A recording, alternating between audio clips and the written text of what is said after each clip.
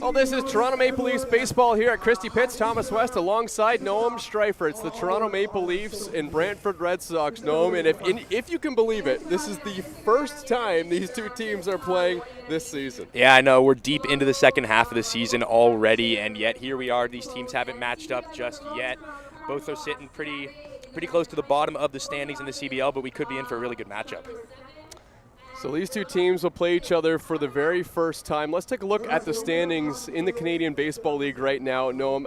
I mean, it was more interesting at the beginning of the year when we didn't know how everything was going to play out, but at this point in the season, I mean, really what's being played for is long shots like the Toronto Maple Leafs and Brantford Red Sox, who are trying to make a miracle run and make the playoffs because the odds are low right now. And who has home field advantage when playoffs come around? Yeah, absolutely. I mean, you can just look at the top five in the standings, and there's a pretty clear skill gap between the top teams and the bottom teams. Brantford is the team right now with the best shot of cracking that top five, but they also sit 7.5 games back of the next team in the Guelph Royals. So yeah, it's really going to end up coming down to who gets home field advantage, who ends up in that play-in game. And the top three have been consistent throughout the whole season. Welland, London, and Barrie consistently in the top of the standings. They've all moved around position-wise, Welland sitting at the top right now, but those top five teams are all pretty set, and with 20 games left in the season, there's not necessarily a lot of tension in the standings. Toronto Maple Leafs really needed to win last time out against the Chatham-Kent Barnstormers. They have a run of games against teams that are at the bottom of the standings, like the Brantford Red Sox and the Chatham-Kent Barnstormers, and that's where the Maple Leafs are right now. And this loss put a real dent in the Leafs' playoff odds. Yeah, absolutely. I mean, you can see on this board right here, they used a lot of pitchers, and it's kind of gotten to the point in the season where there's a lot of must-win games happening out there right now, and you got a game against Chatham-Kent, which is a team that Toronto definitely could beat. And in the game that they were leading at one point, they were tied at one point, and then the bullpen kind of gave up later on. And for a team that's fighting for their life in the playoff race, a loss like that just isn't the most fortunate thing. Crix Tavares hit 2 home runs in that game. He's been fantastic. I mean, take a look at what he's been doing over his last 9 games. And the OPS, well over 1,000. He has 6 home runs, 3 in his last 2 games. If you want to get more specific, he's driving in runs. I mean, he's hitting in that middle of the order now for the Maple Leafs. He's kind of solidified himself as one of the biggest bats in this lineup.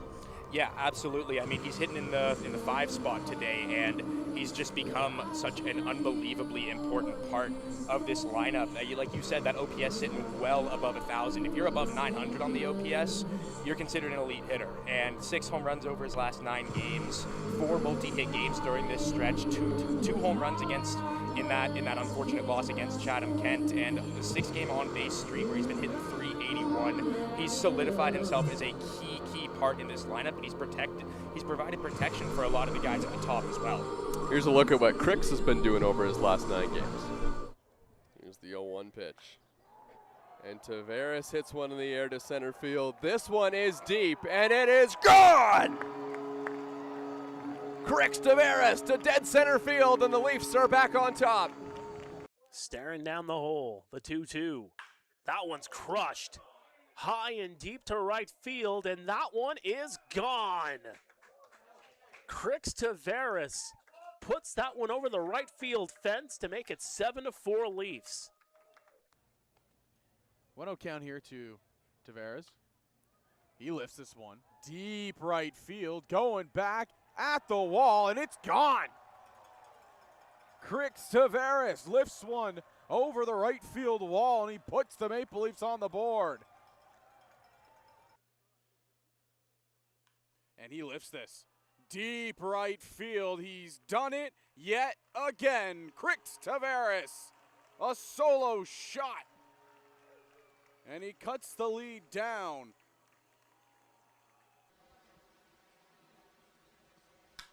And now Tavares turns on one. Kucera looks up, and into the bullpen it goes. And a 2-run home run for Crix Tavares. It's quickly 3-0. And Tavares is going to even things up with a long drive to right. His second home run of the game. It's 7-7. Mandalay will score in front of him. And just like that, 4 RBIs. And the crowd goes quiet as we're tied at 7.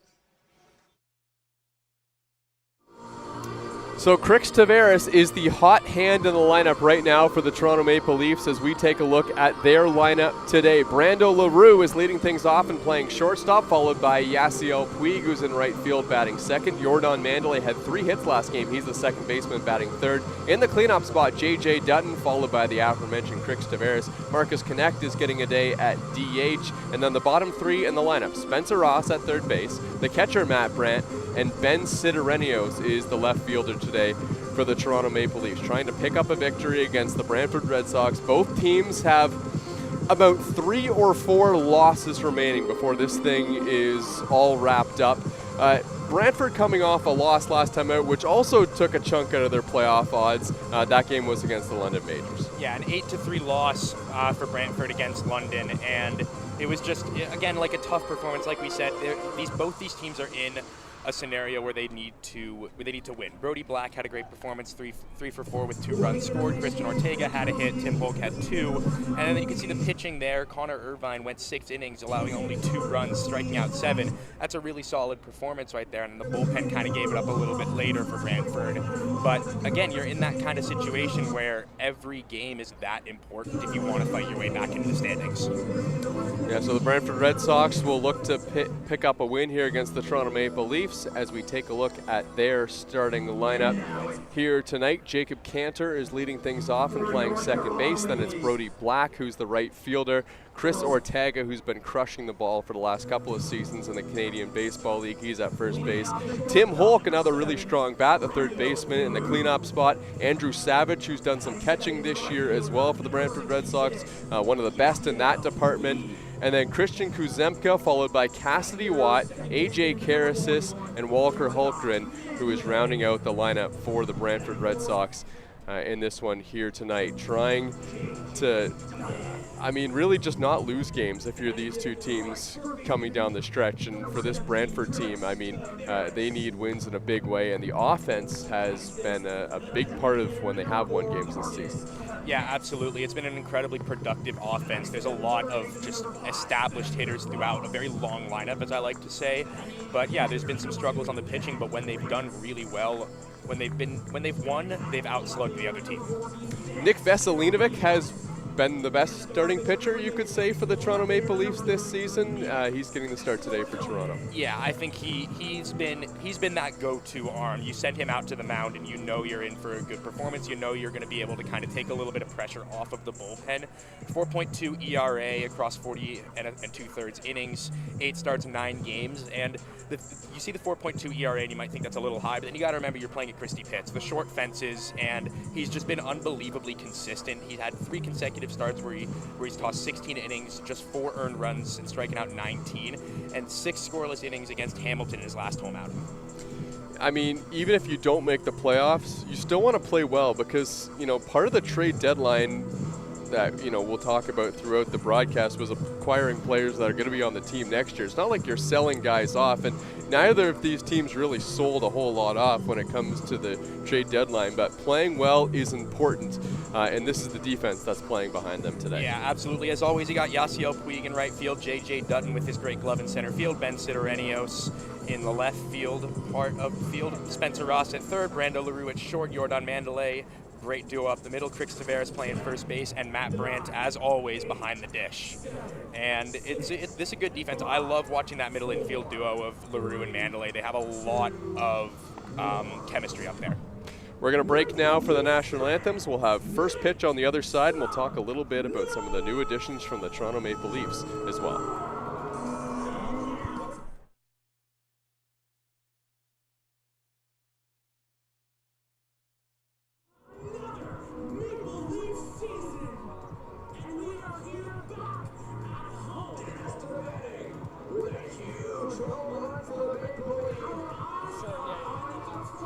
I thought I could hear you from there, but maybe I'm not.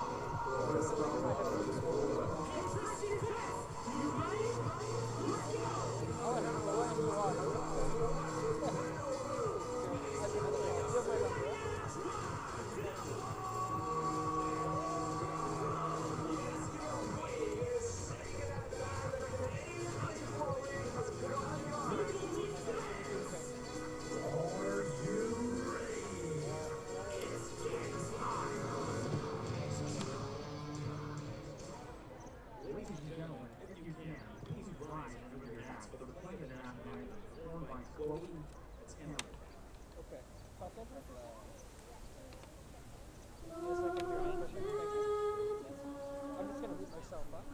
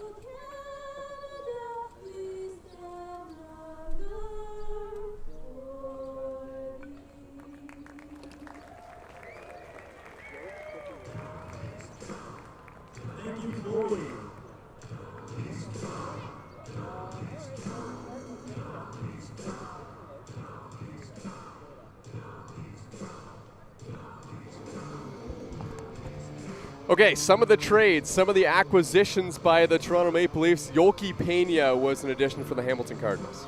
Yeah, the Leafs just acquired him from the Cardinals. He spent a few years in the Rockies organization, reaching it as high as rookie ball. His best season came in 2018 when he was 18 years old, 906 OPS, 439 slugging, 467 on base percentage. And his CBL career, he's got a 269 average, 30 RBIs, 5 home runs across 52 games. And he resides in Quebec, fun fact, and so that means he doesn't fill an import spot on a CBL roster. Yeah, originally from the DR, but not an import spot on this Toronto Maple Leafs team. And then someone I think is really interesting is a Japanese player that the Maple Leafs picked up in Yuto Nakata, who has got a great repertoire, throws really hard from what I've heard from some of the guys on the Maple Leafs side of things. And he came from the top team in the Frontier League, the Quebec Capitals, this year. Yeah, the results with the Quebec Capitals not great, but throughout his 2025 season in Japan, a 2.09 ERA across 40 games, 43 innings, 47 strikeouts, so good stuff. And then he throws 4 pitches, including a 95-mile-an-hour fastball coming out of the bullpen. So we'll see. He could be another one of those key pieces in the back end of the bullpen for the Leafs. Could eat some really crucial innings. It is possible that we will see him get an inning here in this game today, so we will have to watch out for that. Nick Veselinovic, the best starting pitcher on the Maple Leafs so far this season, maybe the best pitcher overall that the Maple Leafs have rostered this year, is getting the start in what will be a must-win game all the way throughout the rest of this season for Toronto. Using that must-win token, eh? Yes. Yeah, Veselinovic stands at 6'5", 210, throws from the right hand. He was born, he's 23 years old and came out of Windsor, Ontario. He's going to face Jacob Cantor to lead things off today. Veselinovic, a left-handed pitcher, will face the righty in Cantor in a lineup that is just chock full of righties today for the Brantford Red Sox facing the lefty. First pitch is swung on and missed by Cantor. Brantford Red Sox sitting 7 games out of the top spot, or out of the final playoff spot in the Canadian Baseball League. As this pitch misses low. Cantor so far this season, a 724 OPS, 333 slugging, 16 walks, 26 strikeouts across 102 at-bats.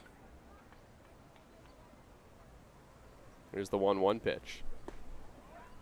That one's in there for a strike.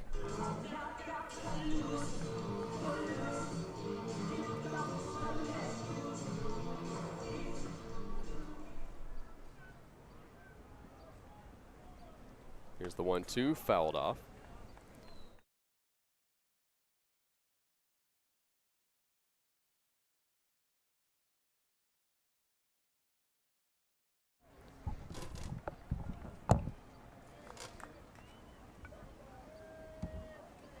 The 1-2. Misses low.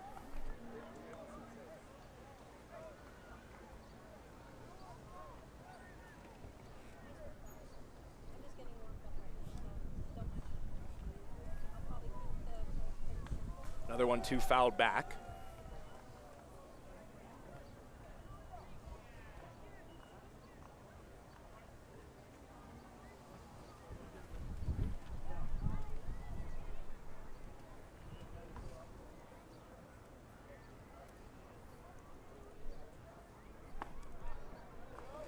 That's strike 3 called as Vasilinovic gets the first batter of the game.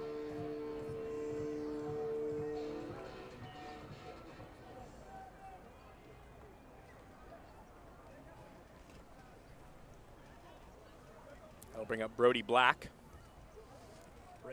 right fielder.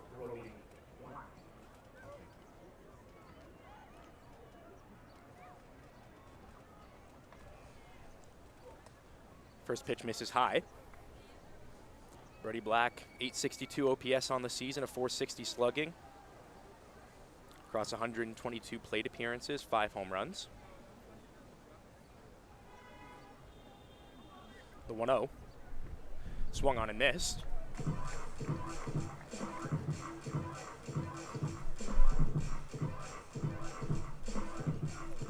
Both these teams in a situation where they really need the win. So that one misses inside.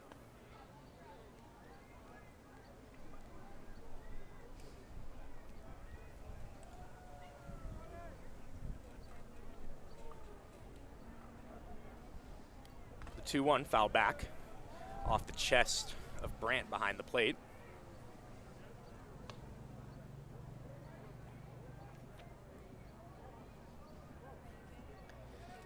Just so much respect for Matt Brant behind the dish. He's caught the vast majority of the innings for this Maple Leafs team. Short delay here. But just as a catcher, the load management that he's gone through is unbelievably impressive.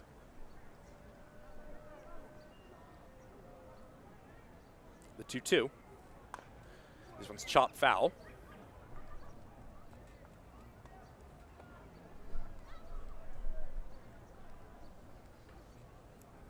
Talked to Vasilinovic a couple of games ago, post-game.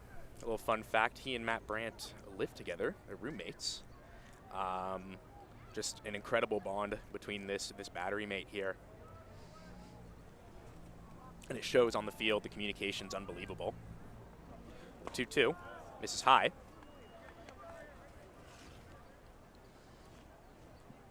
A couple of long at-bats here to start things out.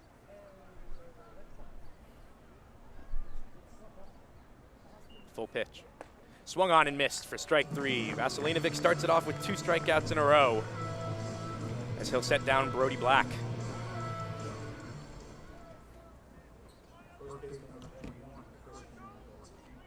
That'll bring up Chris Ortega.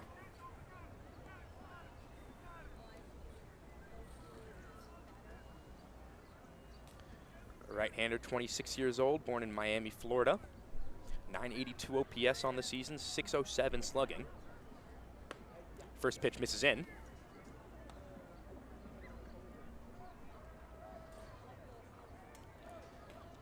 Batter with a lot of swing and miss potential. 21 strikeouts and just 5 walks across 120 plate appearances. That one's in there for strike 1.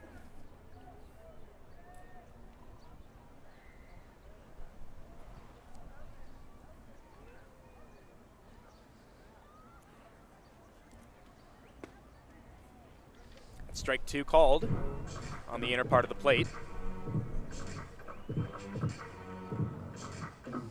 A couple of long at-bats. Vasilinovic finds himself ahead here.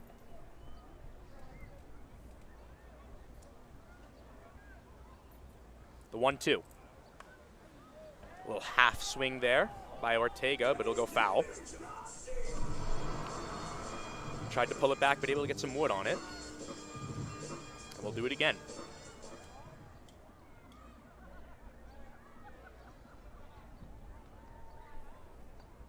Another 1-2. Misses high. Vasilinovic reached back for a little extra on that one.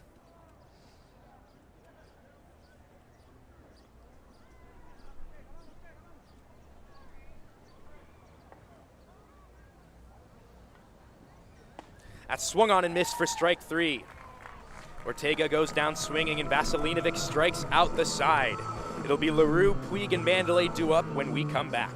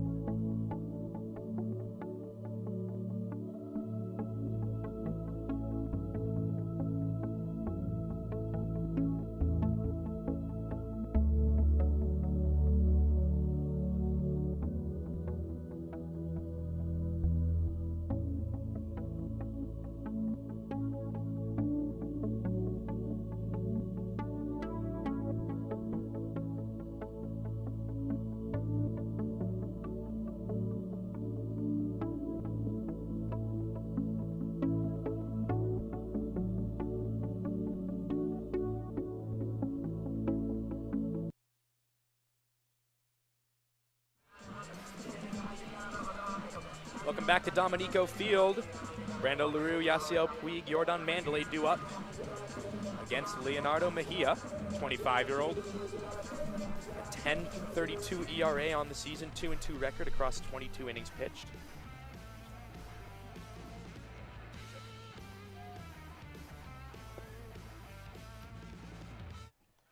First pitch will miss low to Brando LaRue.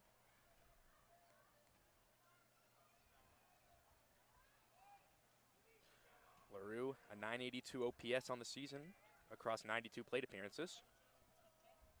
The 1-0. And that'll nick the outside corner for strike 1.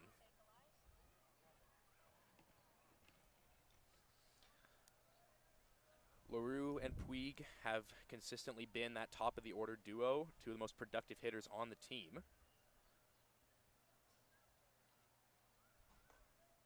One misses high.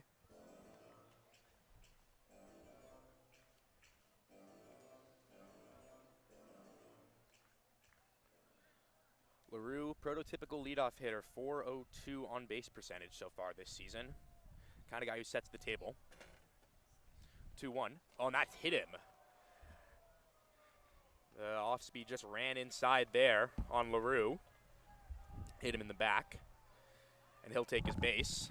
That one looked painful.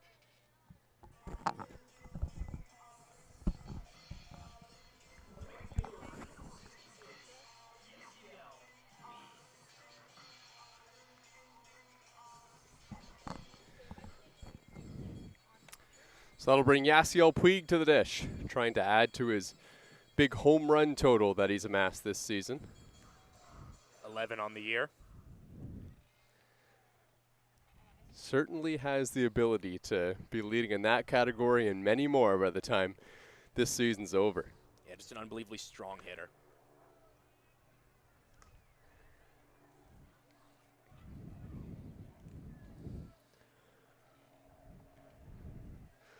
0-1 now on Yasiel.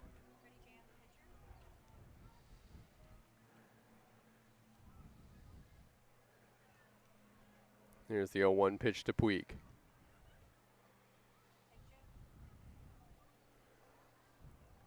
And Puig hits one high in the air. This one's hooking down the left field line, and it is gone! Yasiel Puig with a towering home run to left field, and the Maple Leafs take a 2-0 lead. I mean, and that's what we were talking about, just the raw power there. Former big leaguer, incredibly strong player. That was kind of a miraculous home run, just the way that got out. I mean, he was way out in front of it. It was as high as any ball we've seen hit this season, and Noam, he found a way to keep it fair down the line. Yeah, well, especially with the crosswind kind of blowing out towards left field. I fully expected that one to go foul, but that crosswind also probably helped push it out just a little bit. But yeah, he got that one in on the hands and way underneath and still managed to push it out of here. That's going to bring Jordan Mandalay to the dish, and he swings and misses at the first pitch.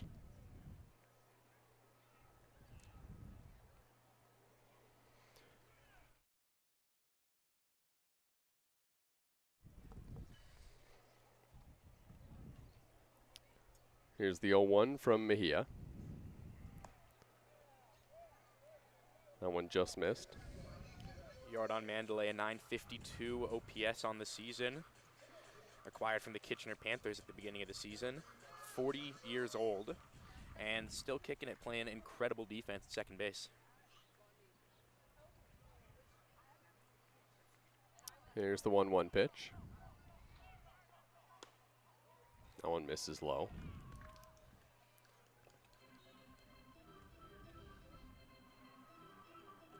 Last season, Mandalay walked as much as he struck out. This season, 3 walks to 9 strikeouts, but a .410 on base percentage. Leonardo Mejia behind in the count, 2-1 here.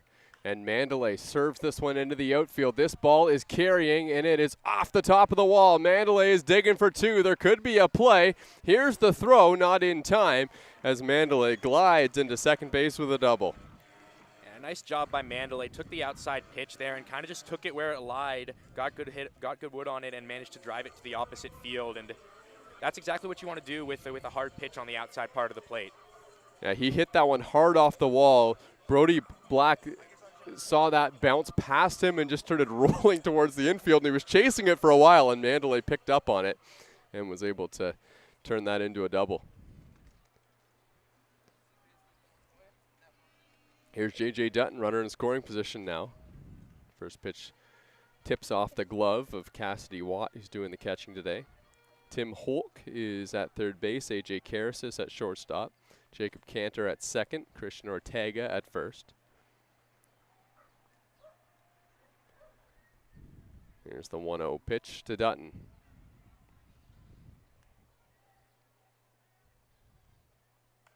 And J.J. fouls that one off.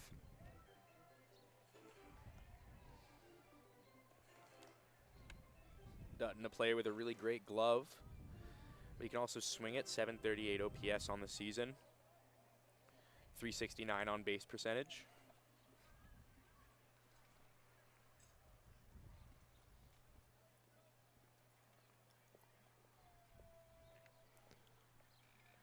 The 1-1 pitch. Dutton takes low. Chubave with that patented long blonde hair is doing the umpiring behind home plate today.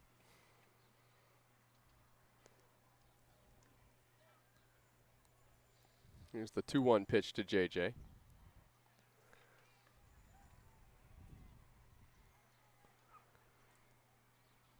And he swings and misses. Good spot there from Mejia, and the count's 2-2.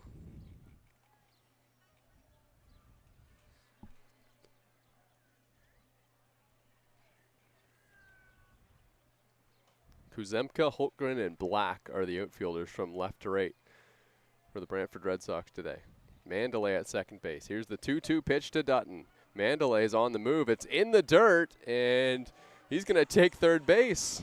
The 40-year-old with a steal of third. Yeah, you could tell there he was running first move right there. They might have had something on the pitcher, but just an excellent jump on that one to get into third without a throw. Dutton with a full count just needs to put a ball in play to score the Maple Leafs second baseman from third base. Here's the 3-2 pitch, and Dutton is going to flare this one foul. This one's just out of play. Hamilton's infielders playing straight up, so likely content to trade the run for the out. Leonardo Mejia sees his season ERA rise to just over 11 with that home run. There's the 3-2 pitch to Dutton. And he fouls it off again, almost the same spot as the last one. Well, this is something that I've noticed that Dutton does unbelievably well. He works counts, he fouls pitches off, and this is the kind of guy that he can help you chase that starter out of there early, get into the bullpen. Another full count pitch to J.J. Dutton, who is fouled off back-to-back tough pitches from Mejia. And he hits this one on the ground to first base. The only play is going to be to Mejia covering the bag, and he's safe. A run comes in to score. It's an RBI infield single for J.J. Dutton, and it's 3-0. Yeah, Dutton hustling straight out of the box there. Chose to slide into first, probably just getting a little bit of a better angle on the bag. And a nice pick by the first baseman, but nothing doing. Leonardo Mejia did not get off the mound particularly quickly there. J.J. Dutton has excellent speed, some of the best on the Toronto Maple Leafs, and he's on base, nobody out in the inning, and Noam, here comes the hottest hitter on Toronto right now in Crix Tavares. Yeah, 2 homers against Chatham Kent. He's been a beast at the plate for the last 9 games. He's that guy you want up in this situation. First pitch in the dirt, blocked by Cassidy Watt. Also has the matchup advantage on the pitcher, being a lefty. So for each of these teams, if the Maple Leafs want to win the playoffs, they pretty much have to get above 500. So that would mean that they only have 3 losses left in the bank. For the Brantford Red Sox, similar situation. They have about 4 or 5 losses left in the bank. So I mean, both of these teams, like, the odds are low, but you might as well go for it right to the finish. Here's the 1-0 pitch to Crix Tavares. And he fouls it off. Had a pretty good cut at that. Well, and to your point, it is obviously you want to do your absolute best to work your way into the playoffs, but it's also about building a clubhouse culture, and it's about getting guys who will want to stick around next season, and potentially even also about how you're going to recruit players in the offseason as well.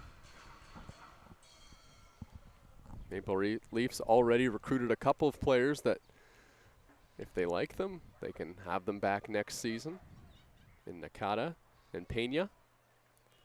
Here's the 1-1 pitch to Tavares. And Crix takes way inside, and that did hit him. Looks like it got a piece of him on the leg. That stung Crix Tavares. He's limping a little bit. You saw him throw the bat back to the dugout. He's frustrated about getting hit. No, the last thing when you're on a hot streak like he's been on is to get hit and kind of shake things up. Second hit batter of the day for the Leafs. That one caught Tavares, I think, on the knee of his front leg, and that is a painful spot. Looked like a fastball that sort of just ran a little bit inside. So still nobody out in the inning. Marcus Connect coming to the plate. It has not been the season that Leonardo Mejia was hoping for. He was one of the best pitchers in the Inter-County Baseball League last season, had an ERA of 1.95, but it's just been a different story. And if the Brantford Red Sox have any hope of getting back into this thing, he needs to come up big for them down the stretch, as Marcus Connect cuts and misses at the first pitch. Pitched a similar amount of innings, came into this game with an ERA of around 10, and just hasn't been able to find it early on here against the Maple Leafs. Yeah, been walking a lot of batters. The walks per 9 up above 6 on the year. Connect a check swing, and he takes low. Well, and the Maple Leafs clearly read their scouting report. They've been very selective early on here on what pitches they're trying to get deep into counts. Righty v righty here. Mejia to connect the 1-1.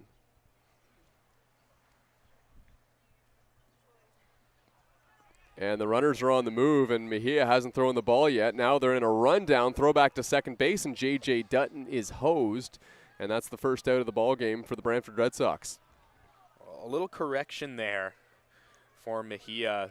Mandalay earlier had that stolen base where he moved on the first pitching move, and clearly there Dutton with a similar approach, but able to correct it and get the out.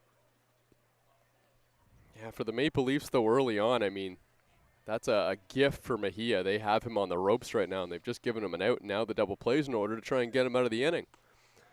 The 1-1 pitch is a strike on the outside corner and now connects behind in the count 1-2, and that completely changes the complexion of this ball game early on.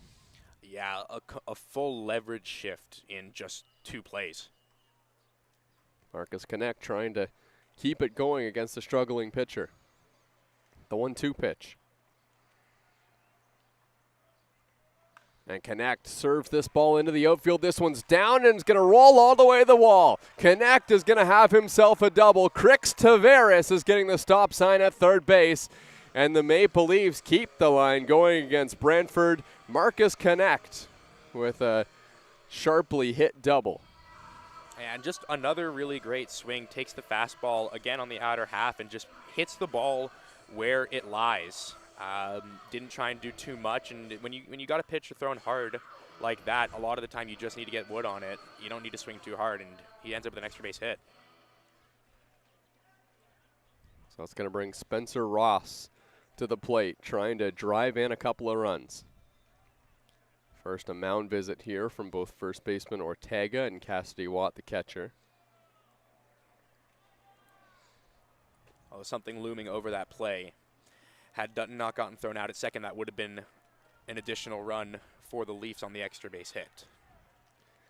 And we'll see how the rest of this inning plays out. Could come in big because Brantford has a good offense. If there's one thing that they've done quite well this season, it's have some dangerous hitters in the lineup and score runs. So Maple Leafs trying to take all they can get against Mejia here in the first inning. Well, and for a team that has struggled quite a bit this season to get up and off to a really early lead, especially in a game coming off a game against Chatham-Kent where the bullpen struggled a little bit, you want every run you can get, and those outs are very crucial at this point in the season. Brantford Red Sox 5th in team batting average, batting .287 as a team. That pitch is low and away. Which, if the league didn't get so much better this year and teams like Welland and Hamilton have these crazy offenses, that would be one of the best in the Inter-County Baseball League in past years. Welland's team batting average is .328 this season. Tough to beat that. Yeah, that's a tough lineup. The 1-0 pitch to Ross, and he takes a strike right at the knees. Infield playing in for Brantford. Corner slightly back, but shortstop and second baseman gearing up for a throw home. The 1-1 pitch to Ross. And he takes outside. This one goes to the backstop, and that will score Crix Tavares as he slides in safely. Yeah, Tavares, really quick first step. Got a good look at that play. It's not super far to the backstop at this diamond, but just heads up base running to score on that one. Yeah, he had to be fast, and he had to read it perfectly. No hesitation at all. He knew exactly where that precarious bounce off the chain link fence was going to go to, and he read that play quite well. Spencer Ross taking the ball on the play is now ahead in the count, 2-1. Matt Brandt is on deck. The Maple Leafs have 4 in the bottom of the first.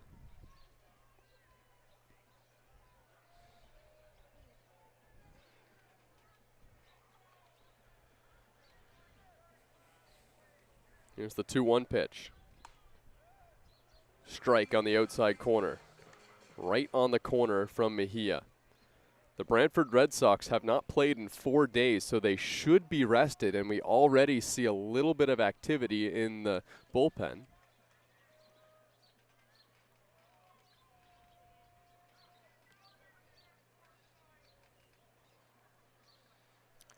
believe that's Anthony Porcelato doing some soft toss. I believe he did pitch in their last game a couple days ago against the London Majors as well. 2-2 now on Ross. And he hits this one on the ground. This one's booted at shortstop by Karasis. Ross is going to reach first base on the error. Marcus Connect holds his ground at third, and they're on the corners for the Maple Leafs with still just one out here in the first. Yeah, Connect had to hold up at third there to see if the ball would get through. By the time it was booted, he didn't have time to get all the way home. Mejia is over 30 pitches in this first inning.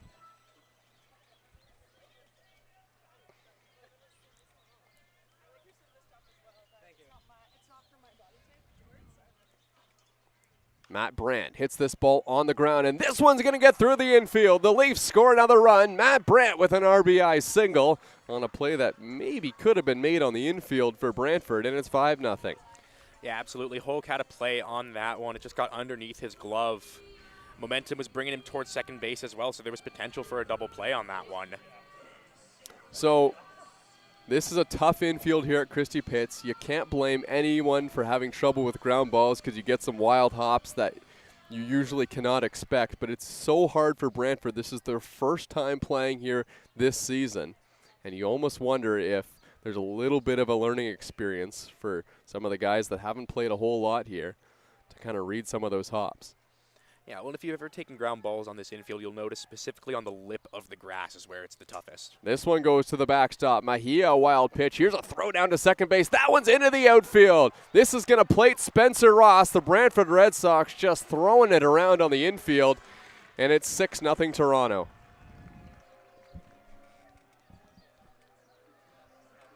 Just not a great decision to throw there from Cassidy Watt. It looked like he was kind of indecisive about whether he wanted to throw that ball down to second or not. There was a bit of confusion about the coverage at second base, and ultimately that throw just ends up in center.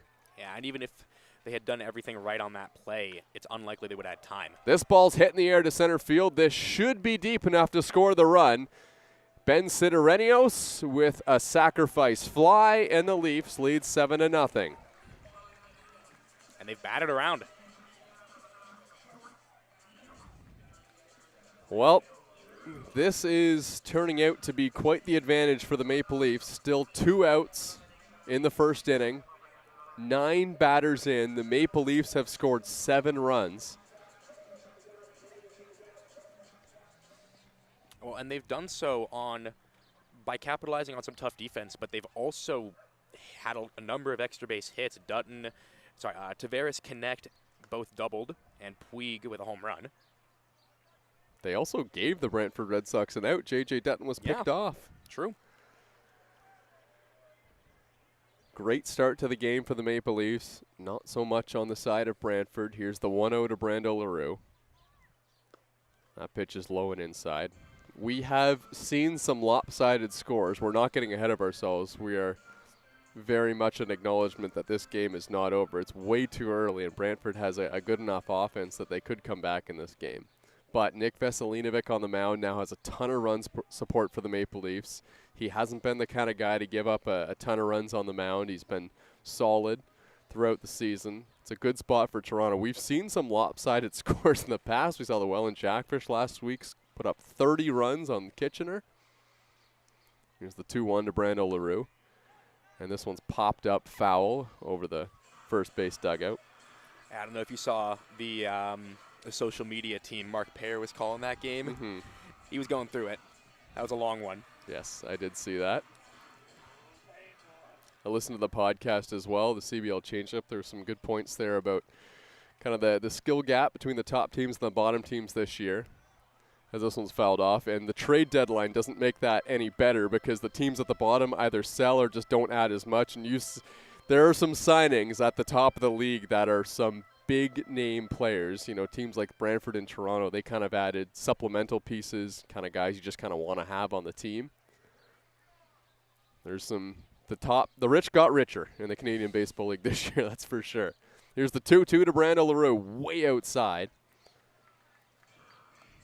Leonardo Mejia is probably getting close to 40 pitches here in this first inning. Charged with 4 earned runs. Yeah, not all of it has been his fault, but a little bit of command issues too haven't helped him. And this one's on the ground, up the middle for a base hit. And Brando LaRue, the Maple Leafs have already batted around, is on base again. Second hit of the inning for LaRue. Or no, my mistake. He got on a hit by pitch. Second time on base, though. That one feels a little better. Yeah, for sure. So we're going to get a mound visit. There was action. Porcelato warming up in the bullpen. Leonardo Mejia is having a conversation right now, and he's giving handshakes to his infielders. His day is done. We have a pitching change here at Christie Pitts. Still just 2 outs in the bottom of the first inning.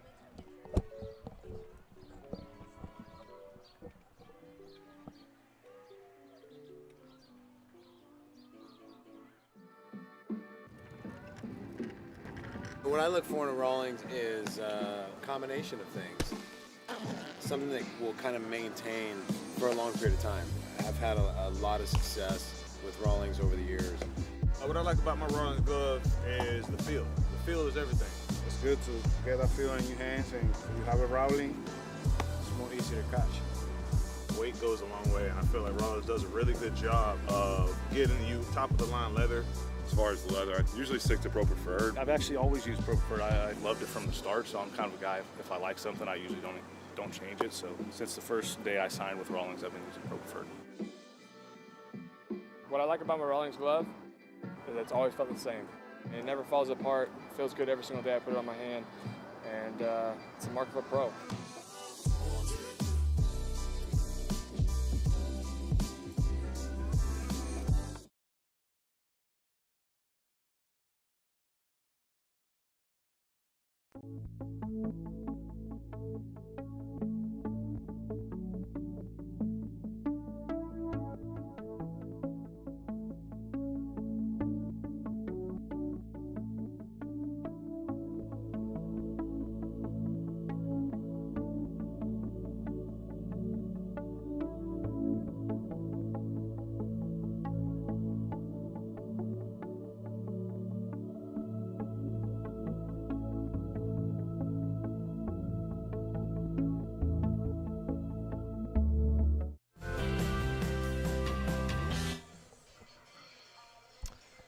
Back here at Christie Pitts,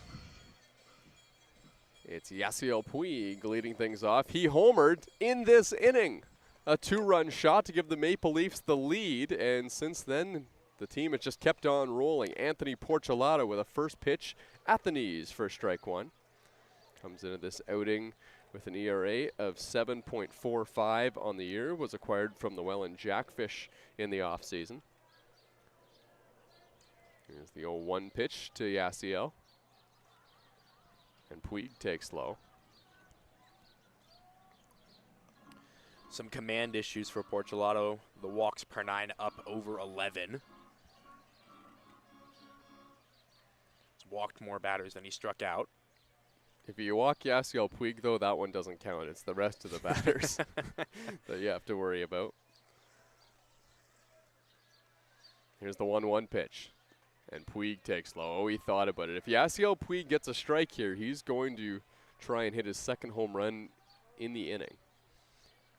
First one, he was out in front and just hit an absolute moonshot to left field. It wasn't particularly far. It was way up there, right down the left field foul line. Yeah, he got jammed on it as well and still managed to get it out of here. 2-1 upstairs, 3-1. If you're Porcelato here, I mean, just limit the damage. Throw a breaking ball in the dirt, bury something, try and get Yasiel Puig to chase here 3-1. If you walk him, it's very much okay. Well, he set up the breaking ball nicely as well, thrown it inside a couple times, then threw the high fastball there. And Puig takes a strike. How about that? 3-2 now.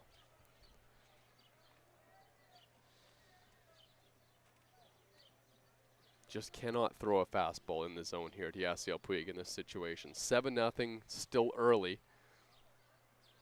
The 3-2 pitch, and Yasiel Puig pops it up. Porcelato made a great pitch, and the catch is made by Brody Black, and that will end the inning. That is a nice piece of work by Anthony Porcelato to come in and get Yasiel Puig out, but the Maple Leafs score 7 runs in the bottom half of the first inning, and they have a commanding lead early over Brantford.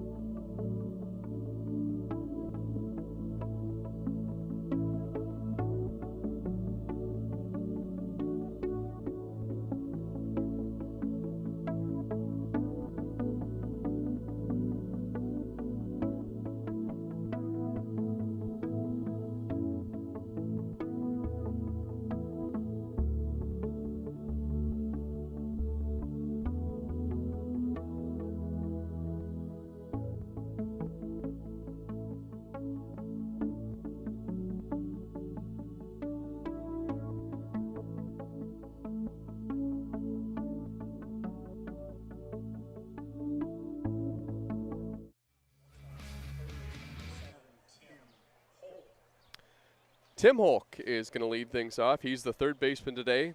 The Brantford Red Sox have lots of work to do after the first inning, but good news is they've got lots of time to do it. Trailing 7-0 here against the Maple Leafs. Holk takes up and away. Vasilinovic retired the Red Sox in order. Struck out the side, in fact, in the first.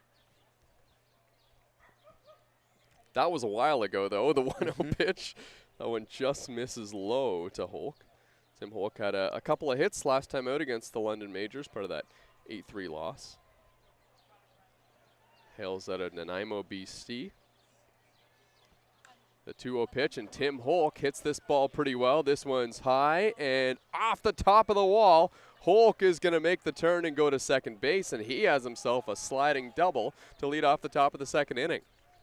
Yeah, it's a slight misplay out there by Marcus Connect.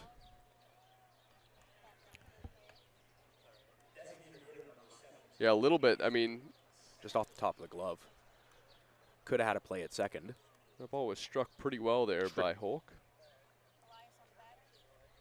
And it looked like it hit a little weirdly off the top of the wall, kind of hit right on one of those bars on the fence. So a tough play regardless. Here's the DH, Andrew Savage. It's a great name. Young kid, 23 years old, out of Woodstock, Ontario. And he takes inside. He was playing for Southern Illinois, his NCAA school, before coming here to the Brantford Red Sox. He's played for Pepperdine, the Pepperdine Waves in Southern Illinois over the last couple of seasons. Played 3 years playing Division I. He is a good player that Brantford Red Sox picked up at the beginning of the season. Here's the 2-0. That one swung on and missed. Leads the team in OPS at 1035, 593 slugging, 442 on base percentage. But the 346 average on the season is so good for Andrew Savage. He swings and misses at that pitch. 2 perfect spots for Veselinovic, and the count is 2-2.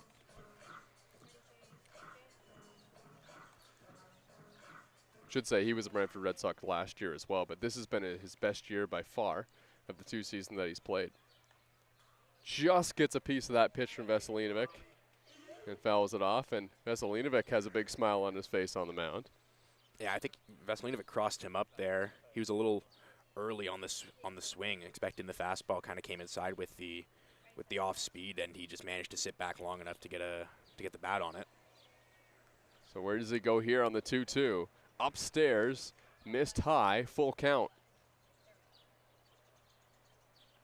A little bit of pop for Andrew Savage as well. He's got 5 home runs on the season, and this is a great park to hit them out.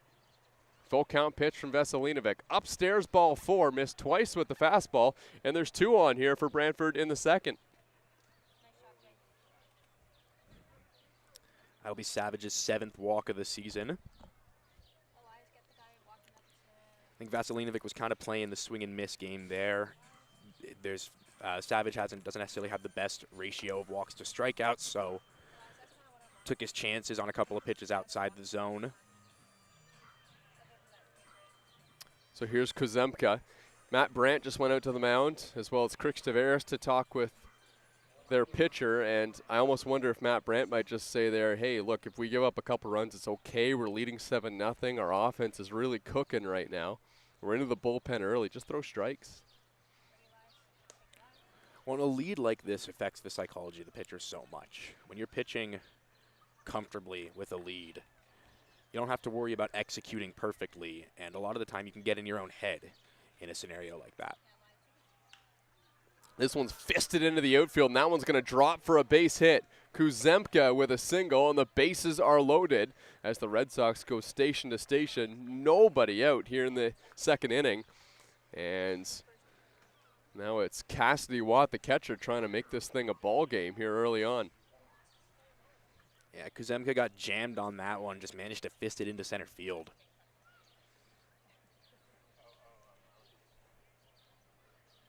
Watt, another one of the British Columbia-born players on this Brantford team. Played on the team last season as well. As Watt takes strike 1. He hit right around 200 last season for the Brantford Red Sox. He's hitting .305 on the year. Another Red Sox that's had a steady improvement from last season. Here's the 0-1 pitch. And this one's hit on the ground. Ross has it. Flips to second for 1. On to first. Throw is high. Tag not applied. Run comes in to score. The Maple Leafs get an out on the play, but Brantford is on the board here in the second. A good play by Ross there. A couple of tough hop, but he just knows this infield so well. Took his momentum right to second base. And in a scenario like that with this lead, you surrender the run there for the chance of the double play. So that'll bring A.J. Karasis, the former Kitchener Panther, to the dish. He takes outside.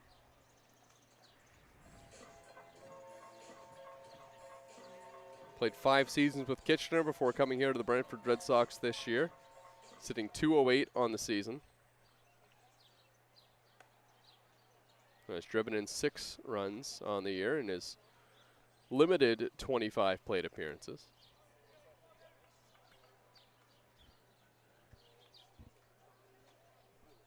Here's the 1-1 pitch from Veselinovic. Karasis swings and misses. Really well placed slider there by Veselinovic. Managed just to get it on the outside corner, make it look competitive, and get the swing and miss. Runners are on the corners. Brantford trying to tack on another run as they try and complete the comeback. Here's the 1-2 pitch, and that one's upstairs.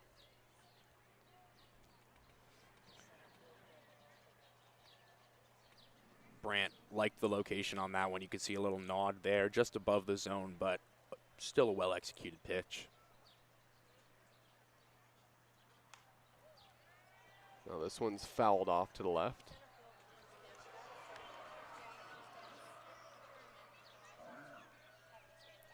Watching the way this battery interacts with each other is so unbelievably fun. They're both very expressive on the diamond.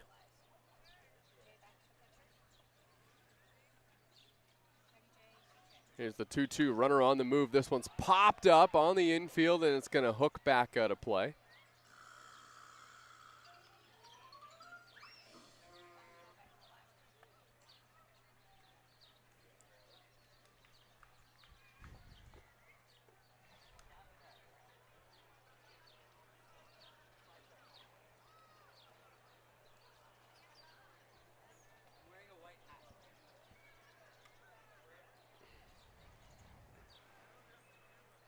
Another 2-2 pitch. Swung on and missed, strike 3. Veselinovic gets the punch out.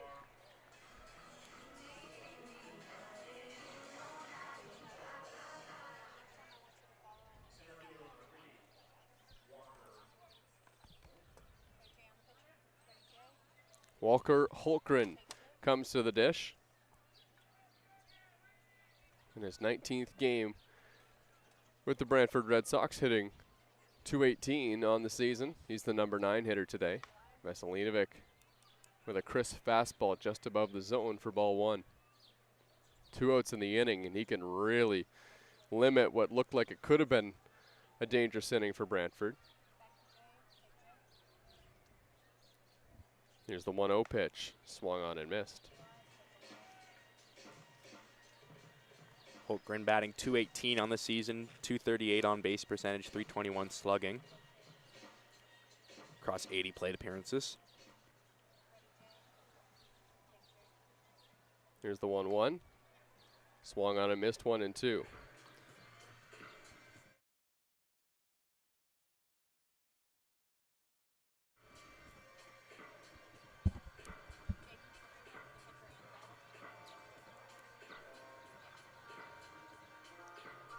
One and 2 on Holmgren. Veselinovic a pitch away from getting out of this second inning jam. And he misses high. This one goes to the backstop. Matt Brandt scampers back to get it, and there's no play at home plate. The Red Sox tack on another run, and it's 7-2. Yeah, a good jump by the runner there at third. Started moving as soon as he saw it tip off the glove of Brandt.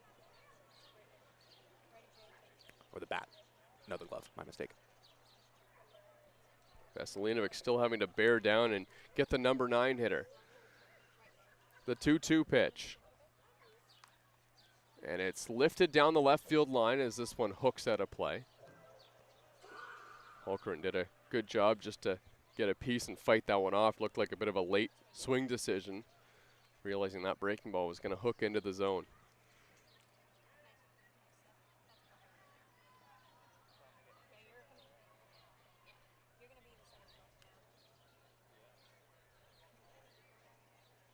Here's the 2-2 pitch.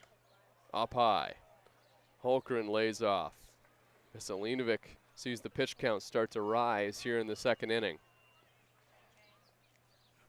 He's been behind in the count a fair bit early on. Managed to limit things in the first inning, but Brantford's gotten to him here a little bit in the second. This is pitch number 39 from Veselinovic. Leonardo Mejia had 39 pitches to get 2 outs in the first inning. Here's the 3-2. Fouled off. Boy, that's a good spoil there from Holmgren to keep this at bat alive. Jacob Cantor, the leadoff hitter, is waiting on deck. One of the few lefties in the lineup, Holmgren facing Veselinovic. And he hits one in the air to center field. This ball is dropping, and it will fall in front of the center fielder, J.J. Dutton. The runner at third base and Cassidy Watt has to hold, so they're on the corners again for Brantford in the second. Just a good piece of hitting there. Managed to bring the count to full, drive up the pitch count, and then able to bloop a single into center field. 5-run ball game. Red Sox with a lot of time to go, trying to answer to the 7-run bottom of the first inning that the Maple Leafs put up. They had 7 runs on 7 hits. Swung on and missed by Cantor as Veselinovic blows a fastball by him for strike 1. Jacob Cantor, a .243 hitter on the season. Brody Black is on deck, hopeful of an at-bat. And this one's lifted in the air. This one's dropping down the line. That is a foul ball. By, what would you say, about a foot? Yeah, just barely. The giveaway is if you can see the chalk move, and there was no chalk, but just maybe 6 inches foul. Yeah, it actually is chalk down the lines, too. Sometimes it's painted onto the grass, but you would see a little puff of dust if it hit the line on the grass. Veselinovic ahead in the count, 0-2. And he's fouled another one off as Cantor. Struck out in the first, went down in the count, and then fouled off a couple of pitches. Similar situation here, getting a second look at Veselinovic. The runner in Hulkren was on the move on the pitch. Here's the 0-2 pitch, and that one misses, and Hulkren slides into second base, and he has swiped the bag. Defense wasn't in a great position to get to the bag quickly there. LaRue a little slow to it, so Brant with no throw. Veselinovic focused on the batter, and it's now fouled off. I mean, with the lead that he has in a with two outs, you absolutely should be focused on the batter. He really needs to get Cantor here just to get the Maple Leafs offense back on the field. Yeah, absolutely. Another 2-strike pitch, and it misses low and inside. 2-2 now. Veselinovic is approaching 50 pitches here, and we're just in the top of the second inning. Yeah, got through a clean first inning, but still had a relatively high pitch count, some deep counts in that first inning, and now Brantford's gotten to him just a little bit here in the second. The 2-2 fouled off again.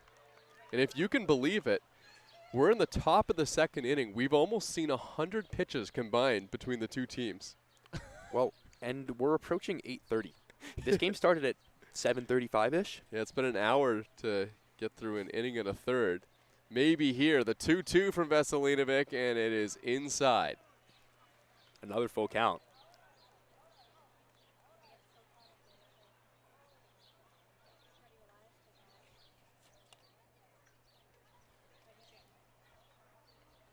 Veselinovic deep into this top of the second inning. The 3-2 pitch. And it's lined to short and caught by Brando LaRue. And that is the third out of the inning. A little bit of scare for the Maple Leafs. The Brantford Red Sox tack on 2, and it's a 7-2 advantage for the home side here at Christie Pitts.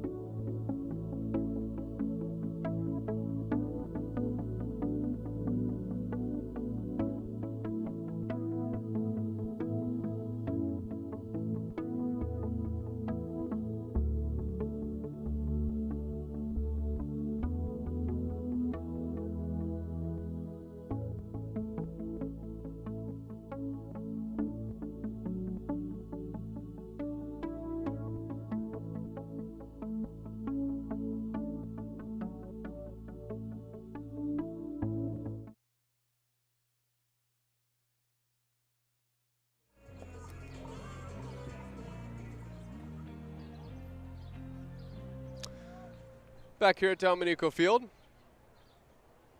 Anthony Porcelato, who came in to get the Red Sox out of a disastrous bottom of the first inning, is back on the mound facing Jordan Mandalay, the number 3 hitter in the Maple Leafs lineup, and he takes strike 1.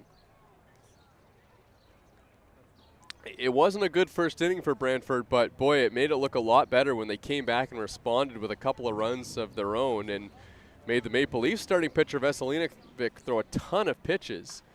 And this one's hit in the air. This one is caught on the line by Brody Black. Mandalay hit that one to nearly the same spot. Black had him played really well, as he did in his last at-bat, and that's the first out of the inning. And that's a welcome sight, as Anthony Porcelato tries to eat up some innings here in Toronto. Erlan Mandalay, the average will go down a little bit, but he came into that at-bat hitting .392 on the season. Boy, has he ever been good. First pitch in the dirt to J.J. Dutton, who's a .301 hitter on the year. The hit in his last at-bat got his average back above 300. Didn't dip down for long, but he did have a couple of 0 for 4s against Guelph and Kitchener. So good to see him back in the hit column. Here's the 1-0 pitch, and Dutton takes a strike.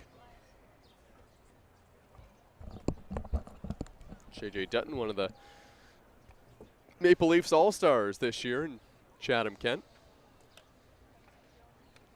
Here's the 1-1 pitch. Dutton hits one on the ground, up the middle for a base hit. And just like that, JJ is 2 for 2. Another sharply hit ball in a perfect spot. Yeah, well, and the Leafs have just been placing balls very well early on here. They've had a couple of infield hits. They've had a couple of really nice hard hit extra base hits. Just mixing things very, very nicely. So here comes Crix Tavares. Mentioned he's got an OPS of 1,270 over his last 9 games. He's been really good. 6 homers over that stretch is the big one. As Tavares takes a strike.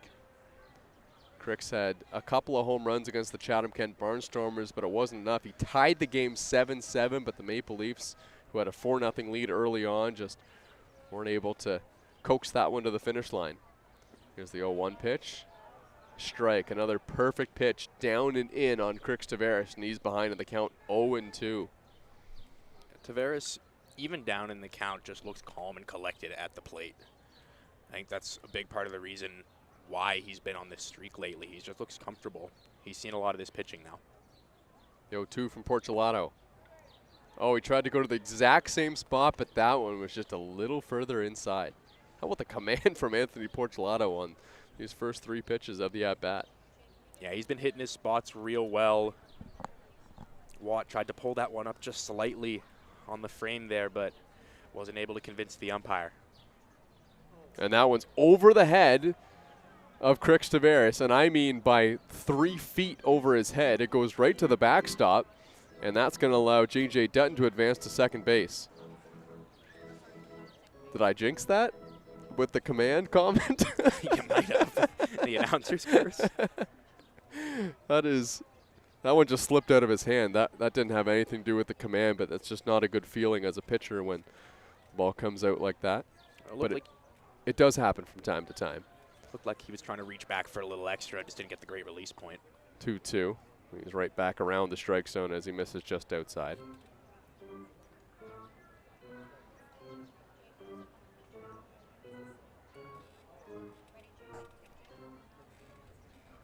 Porcelato has struggled with command a little bit this season. Might have mentioned this earlier, but the walks more than the strikeouts. A pitch up in the zone, and that's ball 4. Check swing appeal. And Crix Tavares was just making sure he didn't get called for the swing. He indeed did not, and he heads down to first base. Tavares working it back from 0-2 to take the walk there. Wasn't biting at anything that Porcelato had around the outer parts of the strike zone.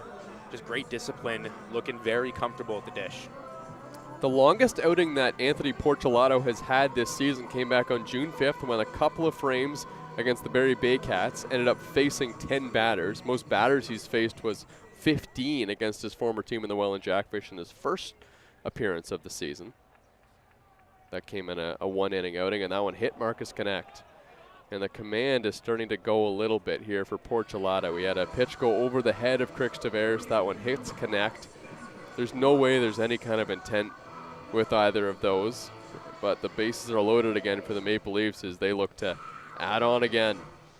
Yeah, it looked like there he was trying to spin something and just didn't didn't get the hand far enough over to get it over the plate.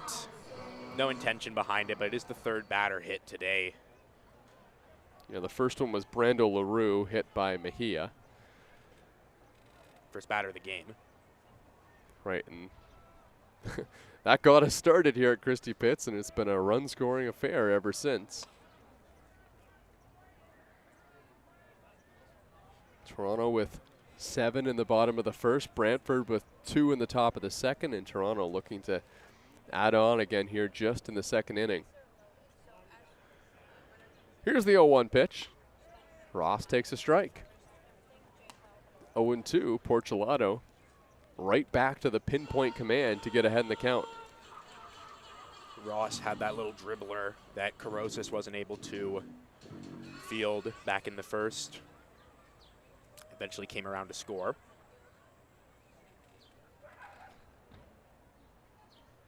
And Ross is going to rip this one foul down the line onto the hillside. Another great crowd here at Christie Pitts. 0-2 the count now. Ross was struggling a little bit at the plate, saw his batting average drop, and then came out and had a very Spencer Ross game against the Chatham-Kent Barnstormers. Got on base 4 times, a hit and 3 walks in his 5 plate appearances. The batting average a little lower than you'd expect for Spencer Ross, but that on-base percentage still up at 343. The discipline is there. He's an unbelievably selective hitter at the plate. Yeah, and a lot of the time when Spencer Ross gets a hit, it ends up being a single as well. It doesn't have a ton of power in the bat, so he figures walks as good as a hit. He can get on base. Maple Leafs love that about their versatile third baseman. Well, and he's the perfect guy to have in that bottom half of the lineup. You know, he can get on, turn things over a little bit for the top of the order. He's consistently in the middle of these Leafs rallies. He's behind in the count, 0-2. And he strikes out swinging on a pitch up in the zone from Porcelato. The command came back a little bit there for Porcelato. A really well-placed fastball there at the top of the zone. Ross just unable to catch up with it. So Porcelato trying to get out of this bases loaded, at the time 1-out situation. He's got 2 down in the inning, and the catcher Matt Brant at the plate. Brant had a single in his last at-bat as he was able to sneak one through the left side of the infield. Ben Sidorenios is on deck. Here's the 0-1 pitch. And Brant will take a strike on the outside corner. Porcelato came in, maybe saved the day for the Brantford Red Sox. His job was to get Yasiel Puig out in the bottom of the first inning. He did that and turned things back over to the Red Sox offense. Here's the 0-2 to Brant. Just inside. Boy, Porcelato is dotting pitches now. Brant hitting .264 on the season. Went 1 for 4, or 0 for 5 against Chatham, 1 for 4 against Welland on the 24th. Here's the 1-2 pitch. Brant takes up high.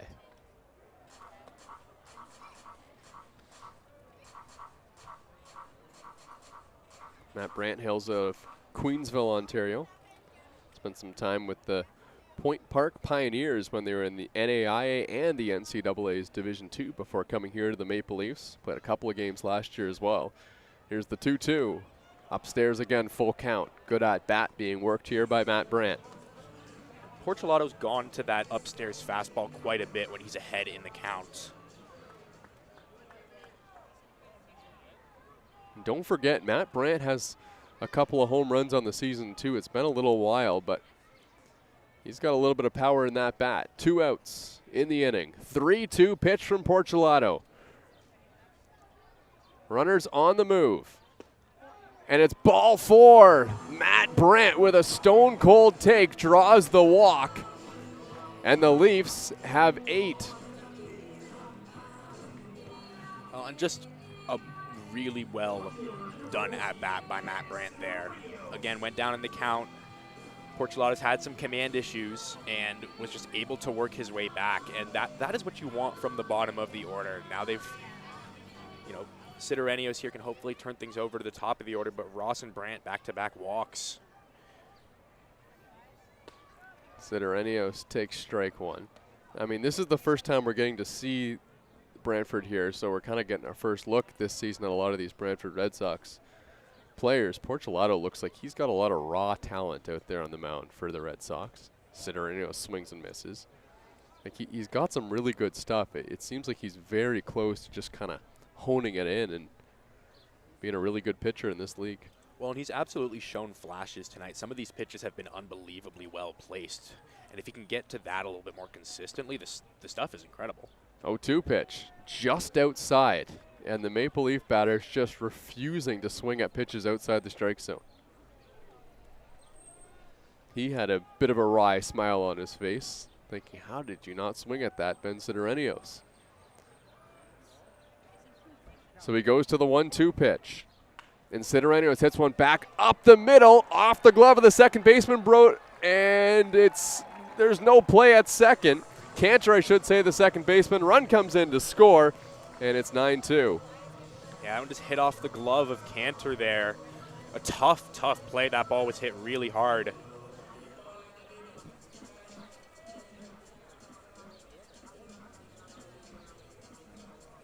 Porcelato made some good pitches, but just hasn't been able to get out of this second inning. Maple Leafs have tacked on a couple more runs.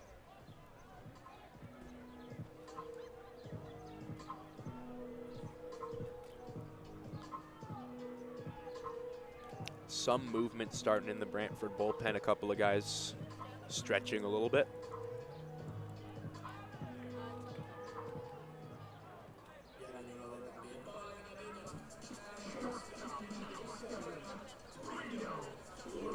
So Brandel LaRue getting his third plate appearance here in the bottom of the second inning.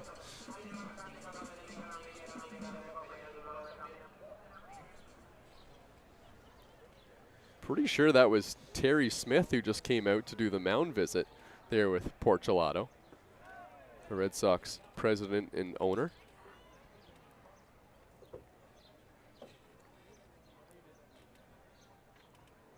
Here's the 0-1 pitch to LaRue. Brandel LaRue takes inside as he turned away from that pitch.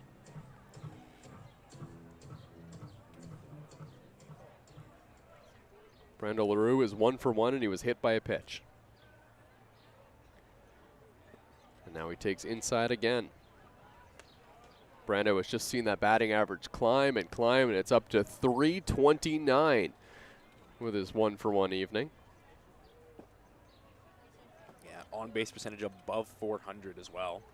It was 3 for 5 last game against the Chatham-Kent Barnstormers. The 2-1, LaRue fouls it off. Part of that good day included an RBI double that he ripped down the line at Fergie Jenkins Field. Yeah, he's just an unbelievably toolsy player. Great bat-to-ball skills, great glove. Has some sneaky pop in there as well.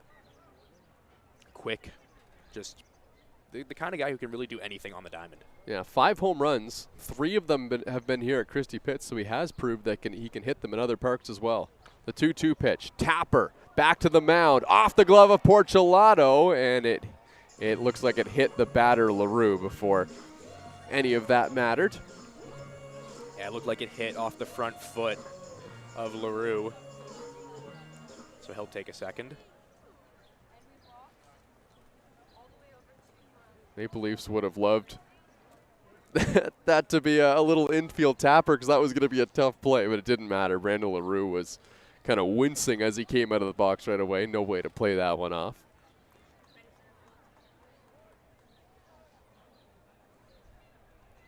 Porcelato trying to get out of the inning. Base is still loaded. The leadoff hitter at the dish for the Maple Leafs. Here's the 2-2 pitch. And LaRue takes high.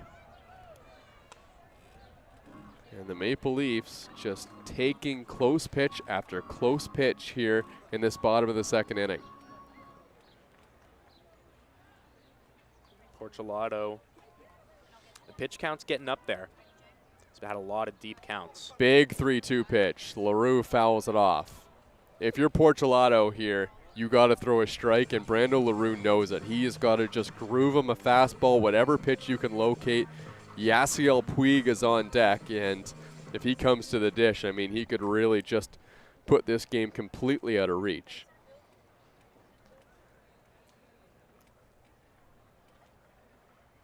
Runners on the move again. In the dirt, ball 4. Another run is going to come in. Yasiel Puig comes to the plate with the Maple Leafs leading 10-2. Just another great at-bat there by LaRue. The discipline showing. Portulato, again, the stuff is unbelievable. Just some very clear command issues tonight. Yeah, I don't know about a breaking ball in that situation. I mean, there are a lot of good things LaRue could do for Brantford if he puts that ball in play. It could be a ground ball. It could be a line out. Now you got to face Yasiel Puig with nowhere to put him. And Puig is going to lace this ball into the gap. This one's down and it's going to roll all the way to the wall, and it could clear the bases. Puig has himself a stand-up double. Here's the throw to the plate. Not in time. LaRue comes in to score, and the Maple Leafs blow it open here in the bottom of the second. Well, and clearly some frustration on the mound from Portulato there. Missed with the breaking ball against LaRue. Then he comes back with what seemed like a frustration fastball against Puig, and you can't throw that pitch to Puig because he will swing it, and he will hit it. Yasiel Puig at the dish when he knows a strike is coming is just unhittable. He basically bats 1,000 in those situations. Oh man, I like that you highlighted going back to that breaking ball on the 3-2 pitch to Brando LaRue. That was critical piece of this inning. Here's Jordan Mandalay. Inside, and did that one hit him? Mandalay moved out of the way. If you remember, too, Mandalay got his hand out of the way. That's a big thing because earlier on in the season, actually it was less than a month ago, Mandalay got hit on the hand with a pitch. It was when he was squaring to bunt and missed some time. So obviously the last thing he wants is to see a ball come inside on him. Here's the 1-0 pitch. Mandalay fouls it off. He might have chased a pitch up in the zone there.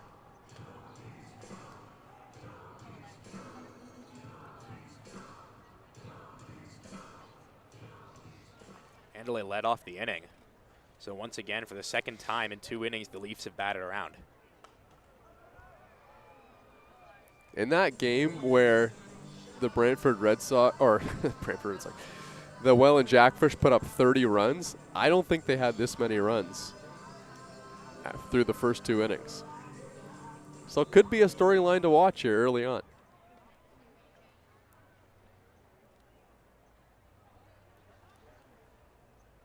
A little bit of a hold. Now the 1-2 pitch to Mandalay. And he checks his swing. No, he does go around on a pitch that was inside. Portulato will take it.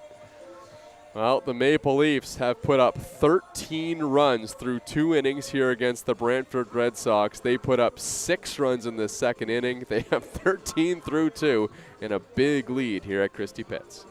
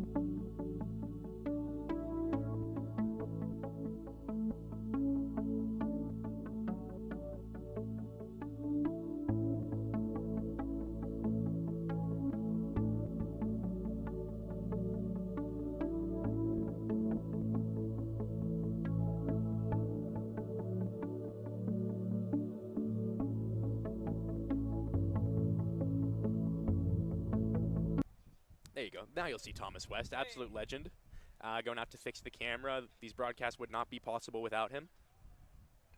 Brody Black is the batter. Takes a first pitch strike on the inside corner. Black struck out in the first.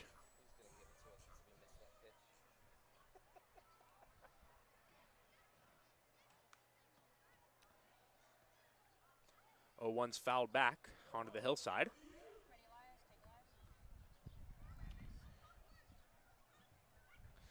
Vasilinovic allowed a decent amount of traffic in the second, but did a nice job to work through it, allowing just 2 runs.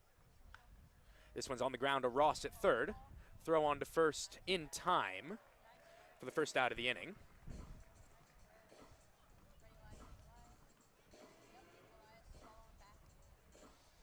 So Brody Black retired for the second time tonight. That'll bring up Ortega. Also struck out in the first.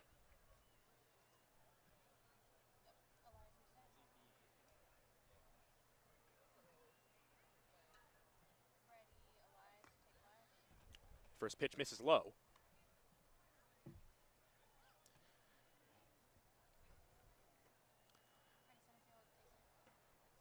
Vasilinovic done a great job tonight of limiting the damage, but has been behind in the count a fair bit. So the 1-0's fouled back.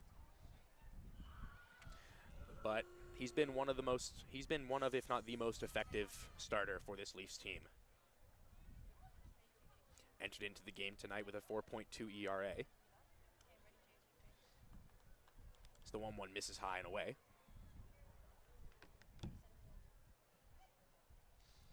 He's the kind of guy when he's on, and you can tell when he's locating excellently. He'd be mixing his pitches very well. This one's flied above the head of the shortstop. Dutton calls him off in center field, and he'll make the catch for out number 2. It is not an easy sky No. here at Christie Pitts. I don't know if you're looking up, but that ball was completely lost in the kind of dull blue color that we have above us. Yeah, well, and in the twilight like this, when it gets above the lights like that, it's arguably harder, if not as hard, as losing a ball in the sun. Tim Holk, the third baseman, comes to the dish. He takes a strike. Holk doubled to lead off the second, eventually coming around to score. Hitting .357 on the season. I look for this Brantford team. They may lose this game today, and they may not make the playoffs, but they might finish 6th in the standings and be quite close to a playoff position. And if you just look at the improvement, like year in and year out from this Brantford team, like there's a core of players to build around. I mean, Andrew Savage has been a guy that, he's their guy. They had him last year. He was all right. He came in this year, and he's a much improved player. Tim Holk, got his opportunity playing professionally last season in the Frontier League, which was unfortunate for Brantford because he was a great player for them early on. And he swings and misses as Vasilinovic gets the punch out. And Nick Vasilinovic, after his team puts up 13 runs in the first 2 innings, comes out and dominates here in the top of the third.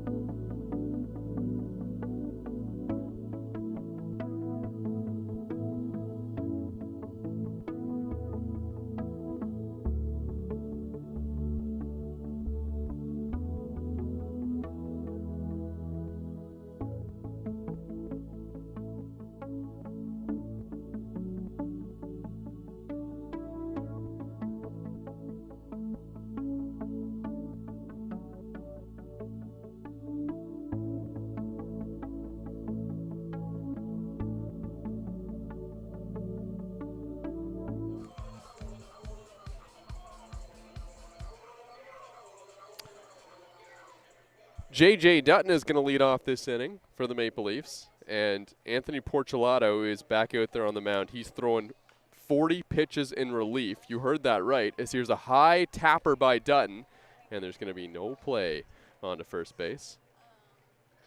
Speed coming into play there for Dutton. Well placed on the infield there. Unfortunate. So both pitchers have now thrown 39 pitches in this game for the Brantford Red Sox. It has been a long one so far.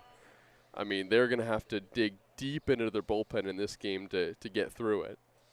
Well, and Jordis Ramos warming up in the bullpen right now. Here's Crix Taveras. Fouls the first pitch off.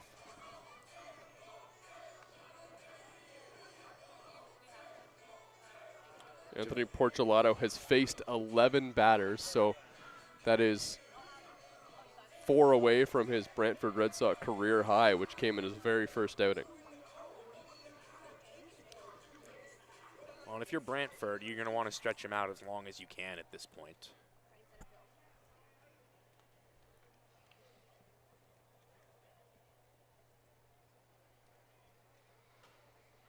(0-1) is the count now. Taveras has been on base twice, doubled in the first, walked in the second.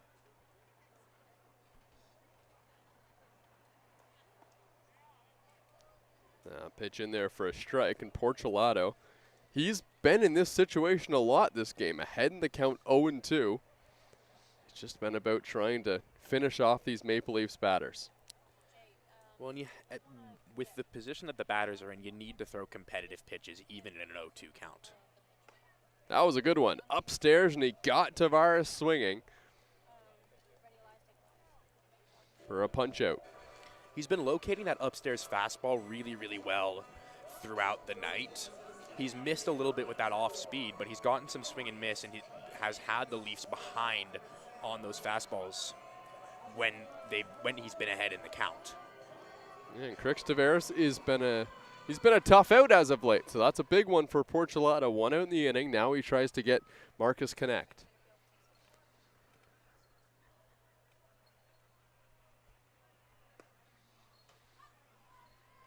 Connect takes outside, had a big bat waggle on that first AB, which for some reason seems to make me think that he's feeling pretty good at the plate. He's locked in a little bit more in his last couple at-bats. He's been making a lot of good contact. He's looked a lot more like the Marcus Connect that we're used to seeing as we see a wild pitch, allowing an extra 90 feet. J.J. Dutton goes to second base.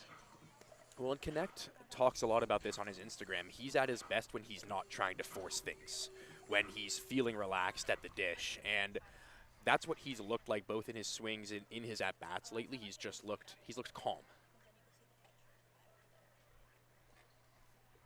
Ahead in the count, 2-0. And Connect pops it up on the infield, and no one can see it, and it drops.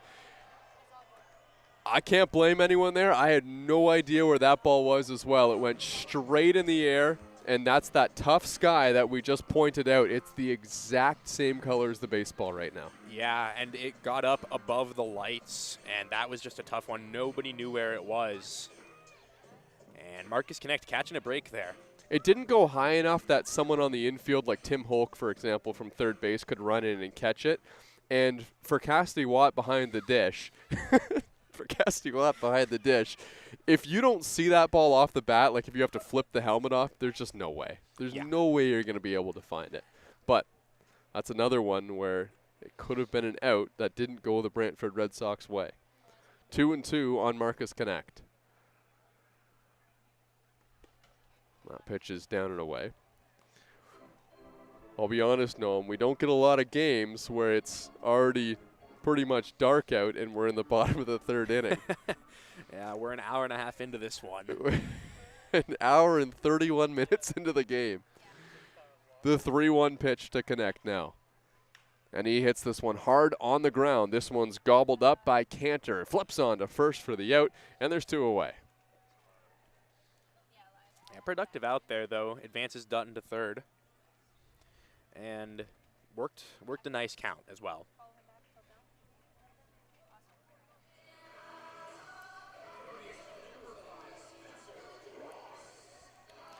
An hour and 30 minutes into this game, I look over, I see that your laptop has already gone into night mode. We're here in the third inning. Yep. Everyone's getting their third at-bat of the game on the side of the Maple Leafs. Ross takes outside. And the Maple Leafs are thinking, you know, they're just dominating this game against the Brantford Red Sox. This was a team that they couldn't wait to play them in the Chatham-Kent Barnstormers because all of these games are backloaded into the back half of the schedule. And they wish they had had a chance to play some of these teams lower in the standings earlier on in the season, because it certainly wouldn't have changed the end result of anything, but we would have been in a more interesting position maybe at this point in the year. Well, and it might have changed some things. Games like this build confidence, and confidence is so unbelievably crucial in this game. I do feel like there's still more drama left in this game. I'm not saying that the score is going to flip or anything like that, but this feels like one of those games where there's going to be some more runs put up sooner than later. I don't think that's ridiculous at all. There's been a lot of runs early on. We're only in the third. There is still so much time for drama to play out. Here's the 2-1. Inside. Porcelado kind of frustrated, turning away after delivering that pitch. We've also seen that the Christie hops are in full effect on the infield. We've seen a couple of them in this game so far as well. The 2-2 to the Leafs third baseman. Ross takes low. This one's in the dirt. J.J. Dutton will retreat back to third base. That one bounced away nicely, but it ended up going to the pitcher, Anthony Porcelado, who picked it up in plenty of time to hold Dutton at third base. Yeah, to your point about the hops, with how much traffic there's been on the bases, it's forced the defense to play in quite a little bit to sort of shift their positioning a lot, and I think that's for a Brantford Red Sox team that has not played at this field yet this season, that's absolutely been a factor in how they've conducted themselves on defense. Ross in a full count.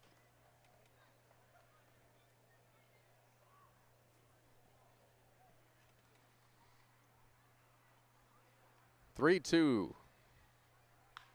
And this one's hit on the ground to the shortstop. Karasis who has it. He throws on to first, and that is a scoreless inning. Turned in the bottom of the third by Porcelado and the Brantford Red Sox. It's a 13-3 lead for the Maple Leafs here at Christie Pitts.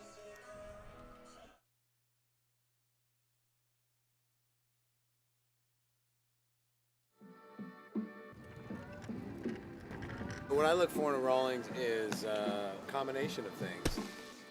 Something that will kind of maintain for a long period of time. I've had a lot of success with Rawlings over the years.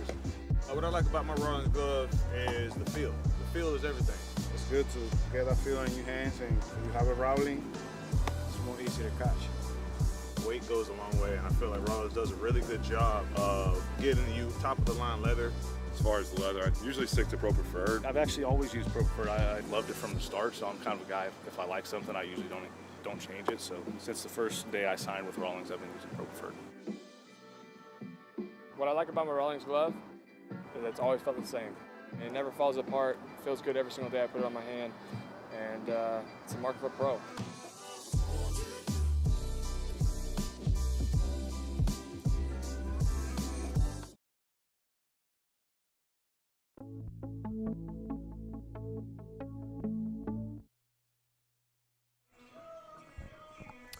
These are the standings right now in the Canadian Baseball League. There's one game going on that will affect this in Barrie and Guelph playing against each other.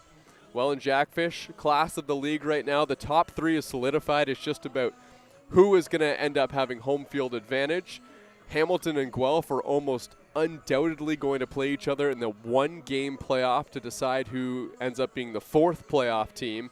And then the Brantford Red Sox need to avoid losing about 4 more games the entire season. So they've got to win a lot, like 16 games over the next 20 or however many it is to find their way into the playoffs.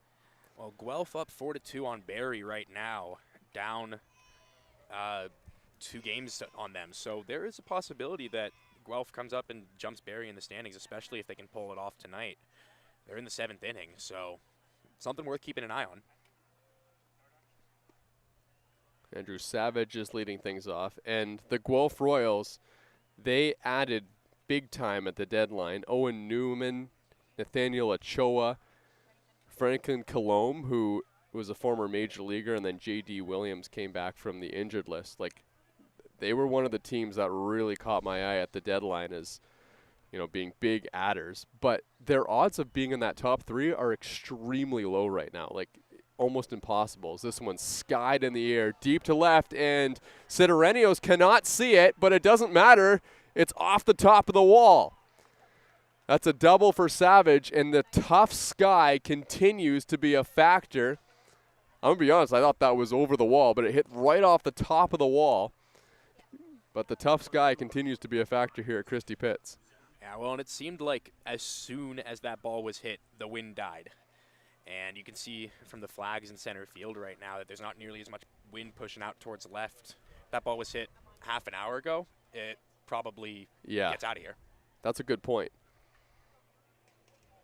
Yasiel Puig hit one in a similar spot that was a lot higher, so the wind had time to affect it a lot more. And it ended up going out of the ballpark because there's a swing and a miss by Kuzemka. I'm just trying to figure out, I mean, we play games here at Christie Pitts at night all the time. I mean, this time of day rolls around every single game, but we have never seen players have difficulty with the sky like this yet this season. Yeah, it's a tough sky tonight. Just there's something different about it though, that maybe there's like 0 clouds in the sky. Usually there's like a little bit, or in the last couple of weeks it was just like smoke. Well, okay, now I'm curious, and in honor of Zach, I want to check what the moon phase is, because like, is that a factor? Like, no, probably not. Like, here's the 0-2 pitch because Zemka fouls it off. Extremely unlikely, I would say. It's a full moon, so there's a lot of light in the sky, but yeah, you're probably right. Oh yeah, maybe. Kind of makes like changes the color to a little bit more light. Yeah. Okay, you know what? I'm done with this.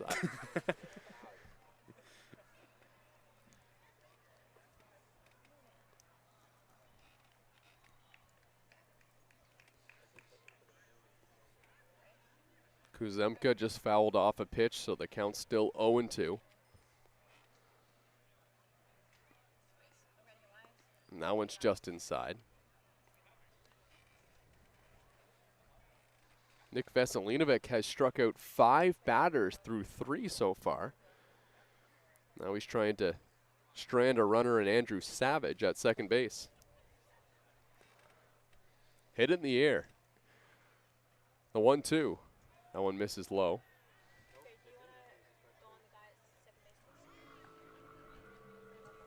Oh, that was called strike 3 actually on the inside corner. That's a 6th punch out for Veselinovic.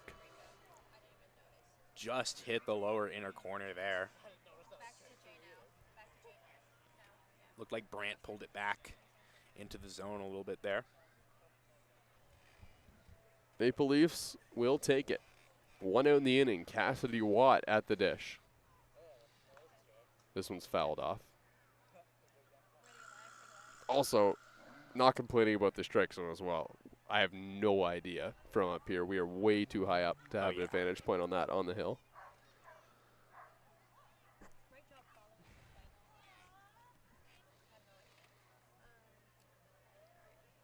Here's the 0-1. Watt takes up high. Cassidy Watt, a 3-0-2 hitter. He's 0 for 1 in this game.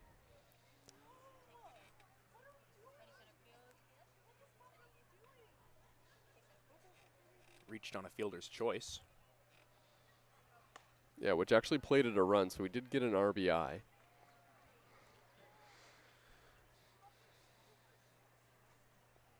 (13-3) lead for the Maple Leafs here in the top of the 4th. The 2-1 pitch to Watt. And he swings and misses. And Veselinovic has 2 strikes on him.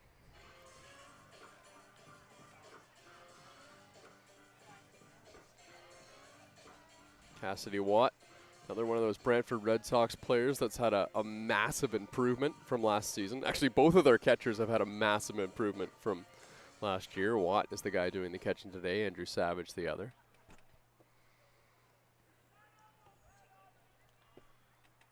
OPS has jumped just around 200 points since last year. Watt swings and misses, and Veselinovic has 7.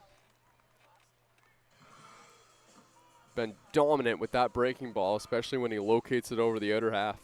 Now, when we were in the second, we were talking a little bit about command issues and worried that it might get away from Veselinovic, but he's settled in really nicely in the last 2 innings since then. So here's AJ Karasis, the shortstop.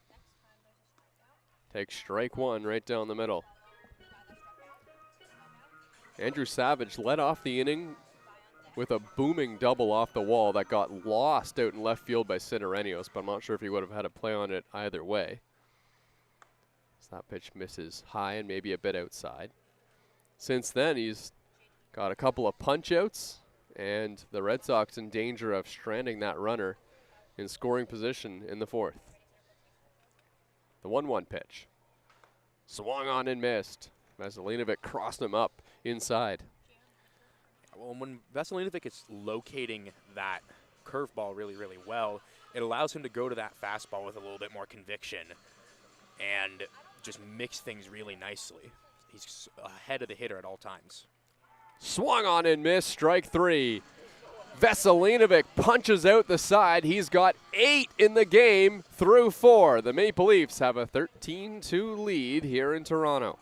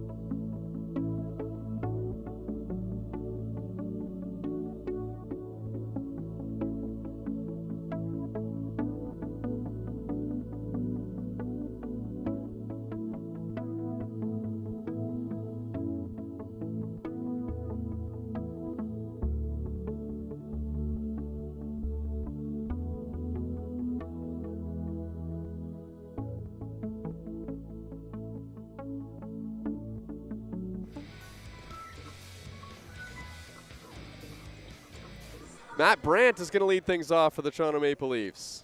Look who's back on the mound. Anthony Porciolato, who came in relief in the first inning, has had some long innings, but he needs to eat some innings here for the Brantford Red Sox, save the bullpen as much as he possibly can. So he's back out here in the bottom of the 4th inning.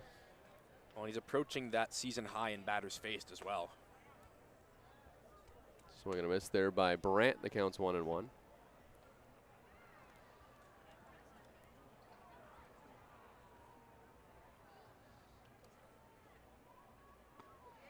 Then another pitch perfectly located, this time at the bottom of the zone, and Brandt has 2 strikes on him.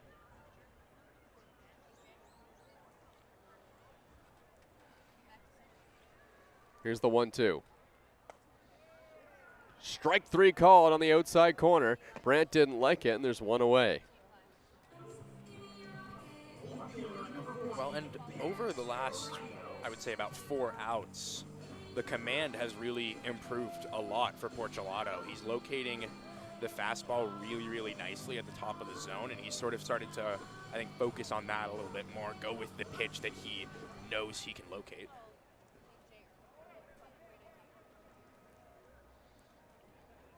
Ben Citarenios is the batter.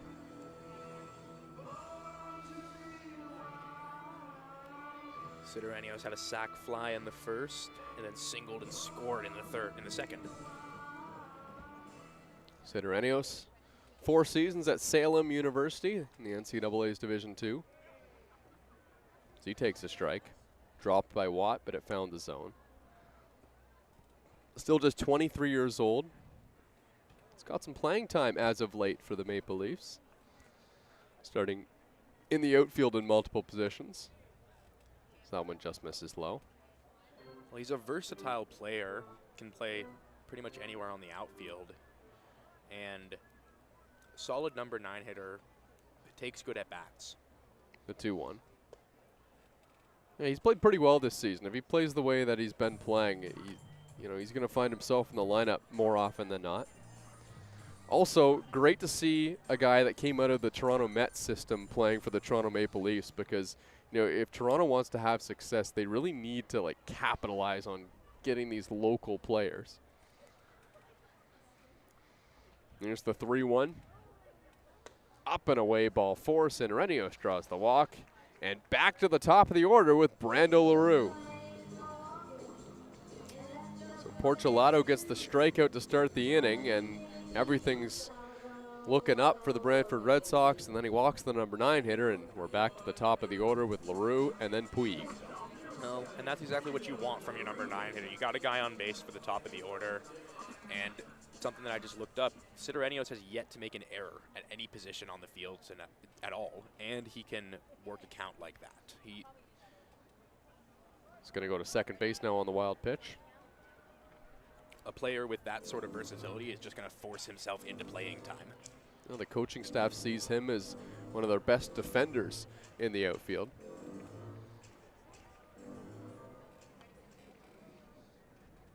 Brando LaRue now has a runner in scoring position here. But once again, he's just trying to get on base and get Puig to the plate. The 1-0 pitch. Finds the zone, 1-1. Yeah, a lot of times this season it's felt like it's get Puig to the plate, but now we've got, with the way the middle of the order has been swinging it lately, there's a lot of protection behind him, and the offense feels less centered around him in a positive way. He's still an excellent hitter. He's the Maple Leafs have found something that works. You need good hitting in front of Puig and behind Puig, and they found that with LaRue and Mandalay. Here's the 1-2 pitch, and Brando LaRue pops it up on the infield. Can Cassidy Watt find it? He has a beat on it, and he makes the catch. Nice job by the catcher to find it in the tough sky. And there's 2 away, and here comes Puig. Yeah, well, and having good, to your point about Puig, having that good hitting in front and behind Puig is forcing pitchers to throw him more strikes, giving him more opportunities to swing the bat. And as the middle of the order and the top of the order of the Leafs lineup has developed this season, Puig has gotten better along with them. So this seems like one of those games where Yasiel Puig might be able to kind of pad the stats a little bit. Right now, has the lead in home runs. He's got 12, and now he's got 13. That one is hammered to center field, and that is a mammoth home run for Yasiel Puig. Yeah, he just got every stitch of that baseball. Porchelato tried to sneak one past him, and he just was ready for the fastball and took it straight out to center field. God forbid Yasiel Puig sees a pitcher twice in a game. A lot of the time on his second go around, he is going to hit one out of the yard, and boy, was that ever a majestic shot to center field. So I was going to talk about padding the stats a little bit.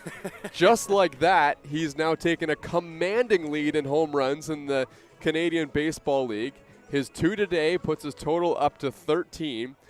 He is now getting very close to Malik Williams. He was hitting .404 coming into that at-bat. Malik Williams is batting .413 on the season, and he's leading the league in on-base percentage as well, and now this ball is rocketed out to center field on a line to Holmgren, who makes the catch, and that will end the inning. Yasiel Puig strikes again. The Maple Leafs have a 15-2 lead here in Toronto.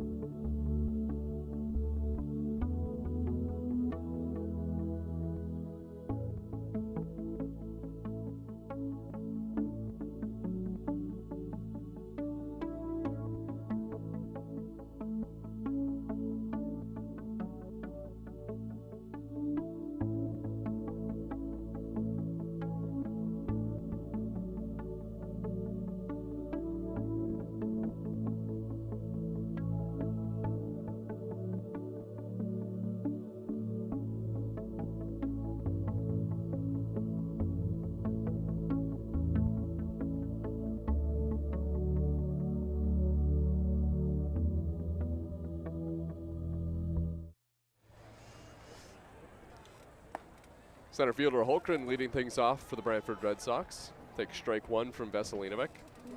We were just admiring that home run by Yasiel Puig. Boy, he knew it like the split second it hit the bat that ball was going to be gone.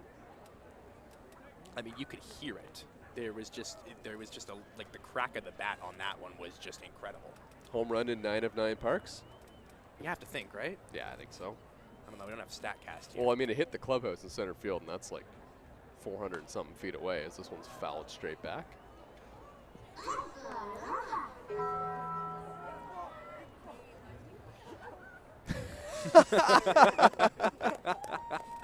There's a lot of fans here at Christie Pitts, and there was a mad scramble so you could get to that baseball first. Good diving effort.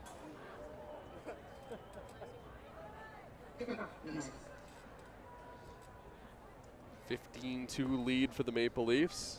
All the home crowd fans enjoying the dominant offensive performance by Toronto. The 1-2 to Holmgren. And he got him. 9 strikeouts for Veselinovic in the top of the 5th.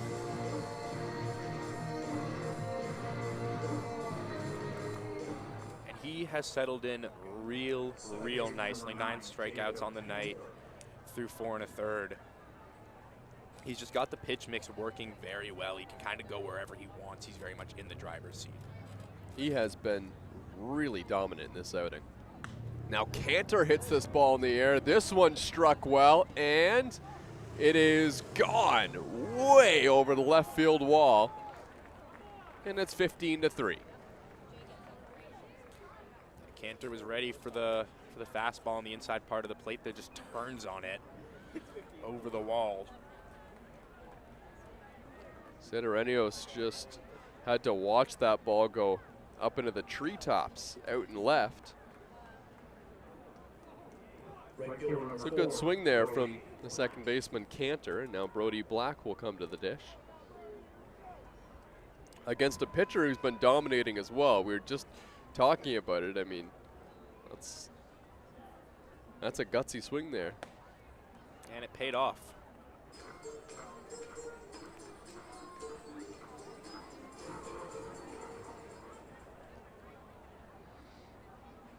The 0-1. Of course, the Brantford Red Sox are thinking, of course, in a 15-2 game, it ends up being a solo home run. And it leaves the yard. 3rd home run of the season for Jacob Cantor.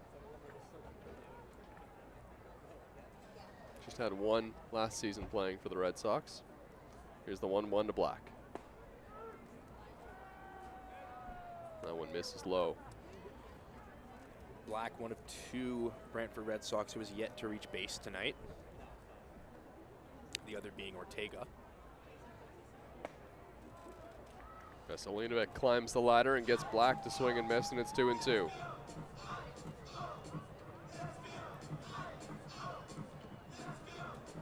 Veselinovic 2 earned runs, 9 strikeouts through 4 1/3. Make that 10 Ks for Veselinovic as he punches out Black. And he's just been dominant. It's funny, too, because if there was ever an outing that wasn't going to go well, I mean, there's only 2 batters that are left-handed in this Brantford lineup. They're both right at the bottom of the zone. So he's facing a lineup just chock full of righties, and he's punched out 10. That breaking ball is not supposed to work as well when it's coming into the bat of a right-handed hitter out of the left-handed Veselinovic, but he's been dominant, climbing the zone, locating his pitches. 1-0 now on Christian Ortega, who takes low.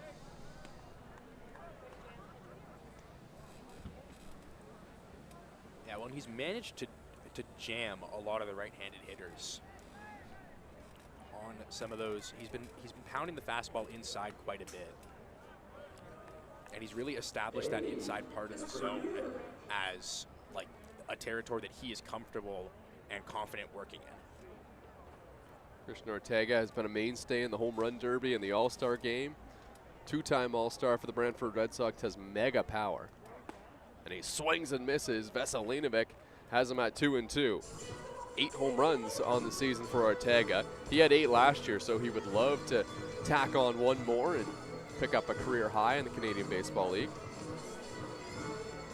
It'll be hard, though, to beat the 42 RBIs that he had last year on a Brantford Red Sox team that wasn't as good as it is this year. The 2-2 pitch. And this one is lifted into the outfield, a diving play by Sidoreno as it gets past him. Now the throw into second base is not in time. Valiant effort from Sidoreno trying to take away a hit, but it results in an extra base for Ortega. And you could hear that he kind of got the barrel just a little inside on that swing there. Managed to bloop it into left field and drop for a hit. Yeah, it was way out in front, but just popped off the bat. Yeah. Big guy as well, stands at 6'4", 205 pounds. That's Ortega. Now here's Tim Holk, who has pretty good power of his own. Holk takes upstairs, ball 1. This is a tough part of the order, and we didn't get to finish the point before, but this is kind of part of that core that you can build around if you're the Brantford Red Sox. Like, come back next year with Holk and Ortega. Those are 2 great batters. Savage, swing and a miss there by Holk, and the count's 1-1. And I mean, we might see a Brantford Red Sox playoff team next year if they can add just a couple more pieces, maybe on the pitching side. Yeah, I totally agree. This middle of the order plays really well. They just need some stability on the pitching side, I think specifically for starting pitchers. And, they might feel like they got kind of unlucky because they had Leonardo Mejia, who we saw start today, and, this season has just been a full 180 turnaround from what he did last year. The 1-2 pitch, up and away. That was slipped out of the hand. That was a breaking ball from Veselinovic.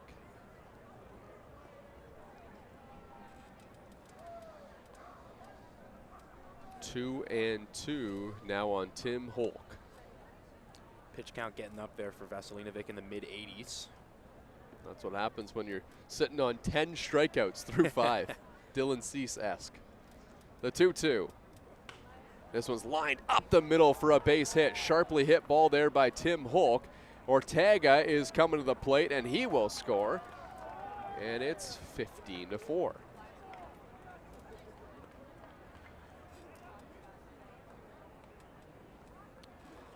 Fatigue could be getting to Veselinovic a little bit here. May have lost a little bit of zip on the fastball.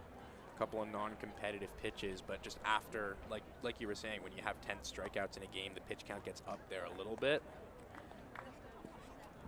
That can happen. Yeah, he is. He's into the 80s here in the 5th.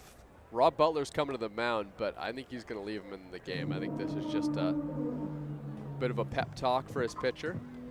Yeah, hasn't made the motion to the bullpen yet, and Kyle Pop's still throwing. The Maple Leafs can go pretty much any direction they want. Like, they've got a new pitcher in Nakata down in the bullpen. This would be a great way to kind of see what he's made out of. Mm-hmm. Yeah, it's a good situation to be in. There's a lot of flexibility for them. Andrew Savage is going to be the batter. Veselinovic stays in the ballgame. Kyle Pop's warming in the pen. He was the DH against the Chatham-Kent Barnstormers last game for the Maple Leafs. Back on the mound again. Veselinovic will focus in here on Savage. The first pitch is up and away.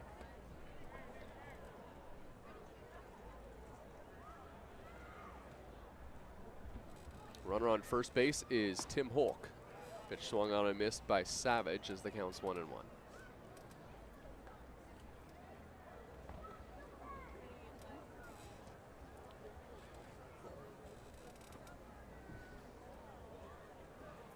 The 1-1 pitch. That's strike 2.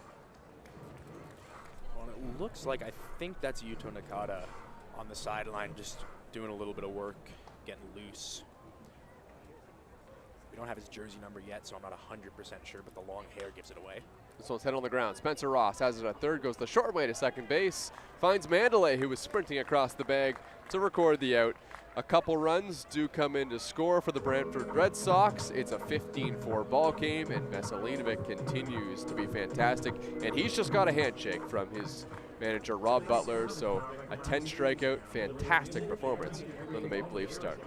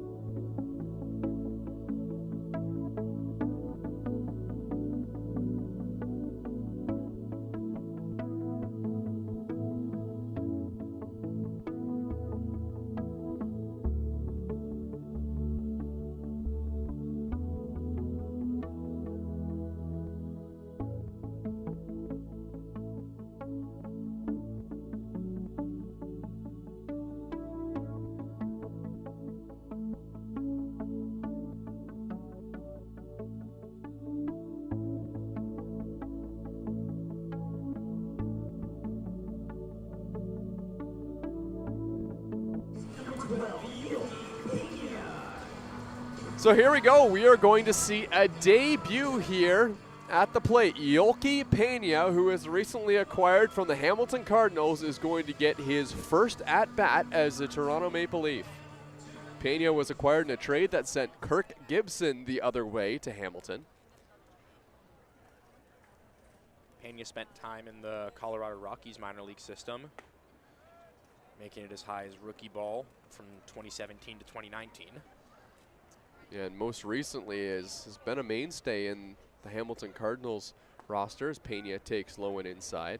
And he's a good player. Like you just mentioned the resume right there. This is a guy the Maple Leafs want to retain, and hopefully he can help them win some ball games here as well. The 0-2, Pena fouls it off. Well, and somebody who's had a lot of experience in the IBL, not the CBL. Like you said, a mainstay in the Cardinals lineup, successful hitter in this league. The 0-2. Strike three called on the outside corner. Pena goes down looking.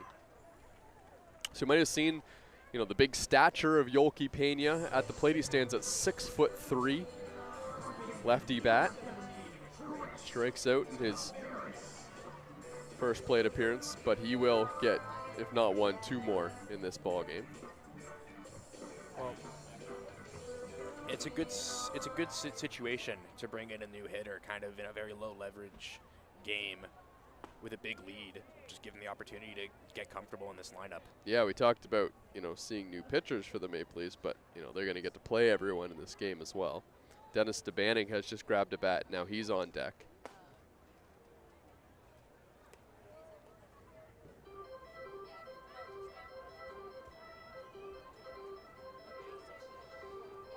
DeBanning did not start this game, but I think he's going to come into the place of Marcus Connect. Crix Tavares takes outside. 3-0 now. Anthony Porcelato has really just been a warrior out there on the mound for the Brantford Red Sox. He's now entered into the fifth. This is fourth inning of work. That pitch misses high, ball 4.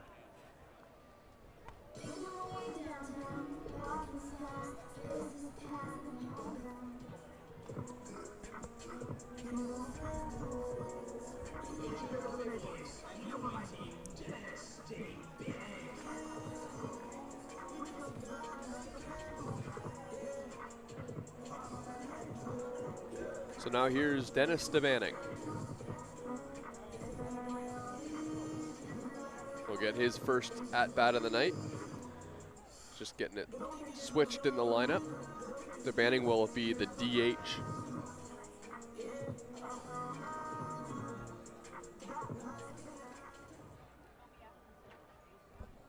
DeBanning, an 837 OPS on the season, 448 slugging. First pitch low and in the dirt, and Watt blocks it. Anthony Porchelato is nearing 70 pitches in relief. Cassidy Watt may have taken that ball in a sensitive area, so Chubave just walks out to the mound to give him a little extra time.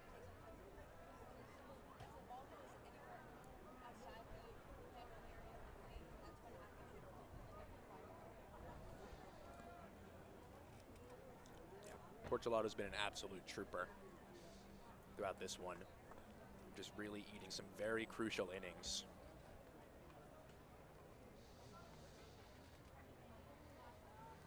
Here's the 0-1 pitch. Swung on and missed by DeBanning.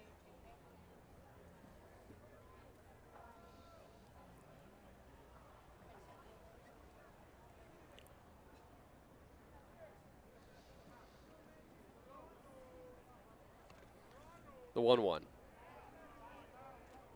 At the knees for a strike.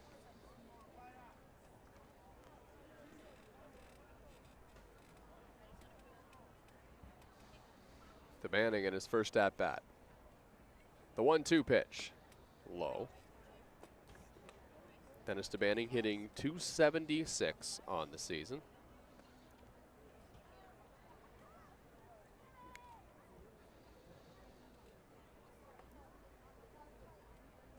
Spencer Ross is on deck. Tavares takes his lead from first. The 2-2 pitch. Just missed.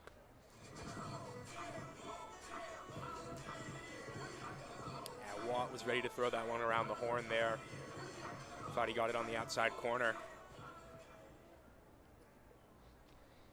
DeBanning had a hit in 5 plate appearances. Last game against the Chatham-Kent Barnstormers, walked a couple of times as well. Now takes up and away, ball 4. That'll push Crix Tavares into second base, and DeBanning aboard with 1 out here in the bottom of the 5th. So the Maple Leafs in this game scored 7 in the first, 6 in the second, none in the third, 2 in the fourth. And here we are in the bottom of the 5th inning with Toronto knocking on the door again, and Spencer Ross at the dish. Jordy Ramos has started throwing. He was up earlier, but throwing with a little bit more conviction right now, getting loose. Anthony Porchelato is doing yeoman's work for Brantford Red Sox on the mound right now, just eating innings.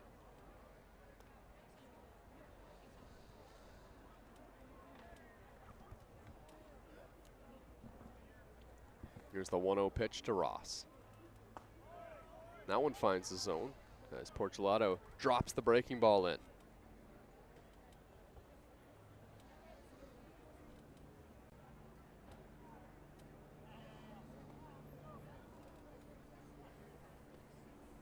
Here's the 1-1. Upstairs.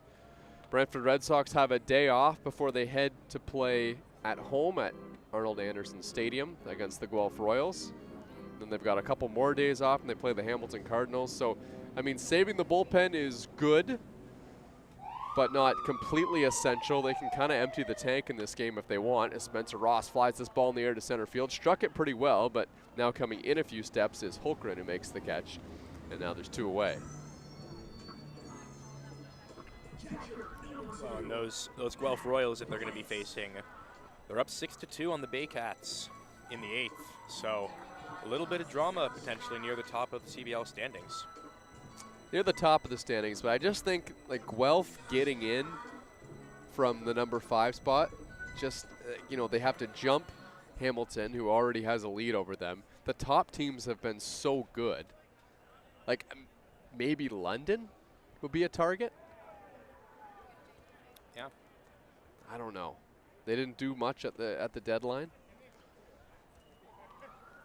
I think Guelph needs to be ready to play a one-game playoff against Owen Boone. Check swing by Ross. Did he go? Yes, says the umpire at second base, and the count's 0-2. And that's the thing for the Hamilton Cardinals is that they're going to go like Owen Boone, Freesis Adames for the whole game in that one game because you have to, right? You just pitch everyone. It's one game. Your season could be over. That's going to be tough. You could put as many good hitters as you want against Owen Boone. That's going to be a tough game to play. Well, and I think that's why there's a little bit of extra motivation there for Guelph. And it. Strike 3 called at the bottom of the zone. We'll have more on that when we come back. Maple Leafs do not score in the bottom of the 15. In the bottom of the 5th, lead 15-4 over Brantford.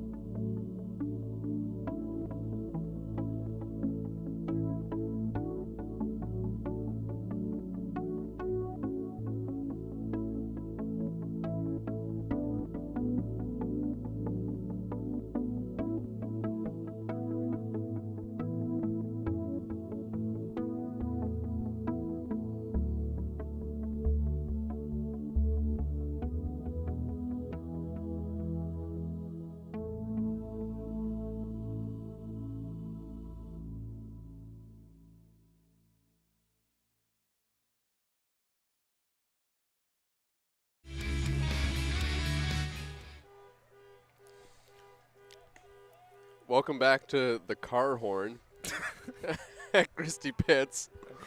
Got a guy parked. Listen to this, Noah. We got a guy parked in a bus stop with his alarm beeping right behind us. The corner of Christie and Barton. So apologies if you can hear that over the mic. Kyle Pops is the new pitcher into the game.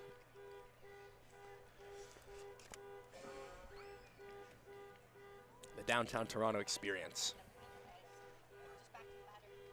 I don't like it. Yeah, neither do I.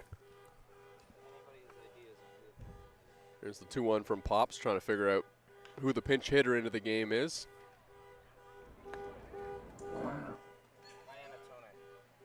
This is Nick Iannantone at the dish.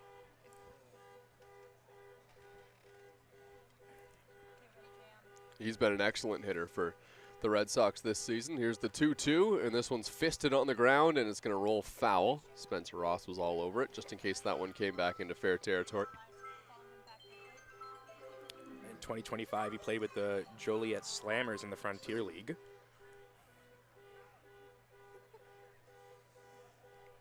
Carhorn's just drilling a hole in the back of my head here. Yeah. Awful. Terrible stuff.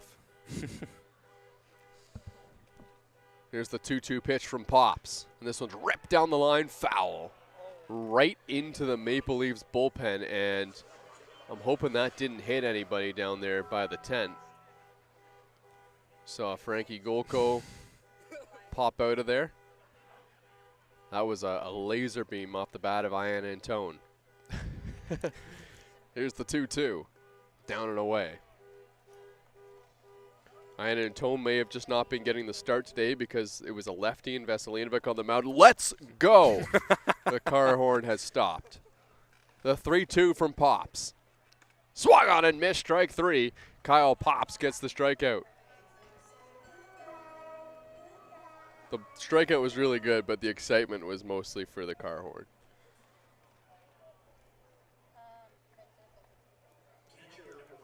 Now Cassidy Watt, the catcher, will come to the dish.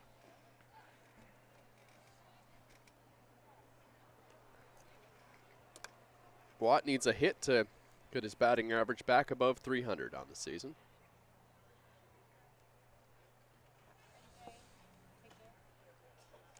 So that pitch is in there for a strike.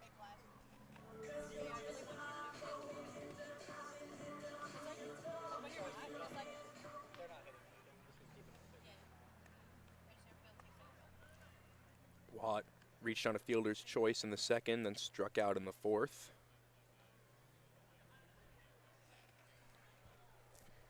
Here's the 1-1. That one's in there for a strike. So Yasiel Puig is going to come up again later on in the game. He's 3 for 4 on the day. The batting average is .410 on the season. He has 7 RBIs tonight. Like, is the Triple Crown watch on now for Yasiel Puig?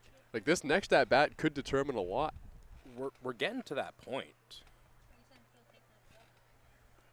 The 2-2 pitch, that one's in the dirt from Kyle Pops, and the count runs full.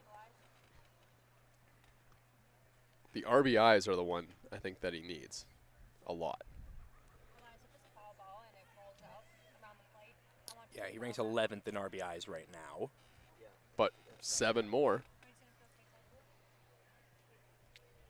Kyle Pops got a punch out of Ian Antone in his first at-bat. Now facing Cassidy Watt in a 3-2 count. Yeah, so currently he would be ranked 5th.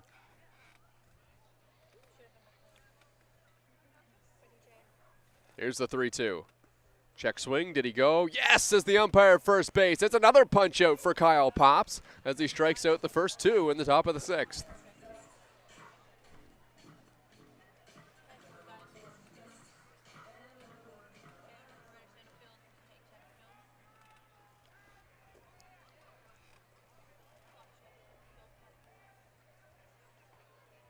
Pops, yeah, with great strikeout stuff. The K per 9 up above 13 on the season. Yeah, he's had really good stuff. I mean, he's looked all season like he's been very close to, putting it all together on the mound for the Leafs. I think there, at the beginning of the season, there was just a little bit of, is he going to be primarily a pitcher? Is he going to be primarily a hitter? Where's his role going to fill in? He ended up being a pitcher, had a couple of outings that, elevated the ERA a little bit, but he's had some good stuff out there on the mound. This one's rolled back up the middle. Brando LaRue has it. Spin throw on to first. In time! He got him! Oh, Brando LaRue with some great defense at short. Unbelievable play from the Maple Leafs shortstop, and it's a 1-2-3 inning for Kyle Pops.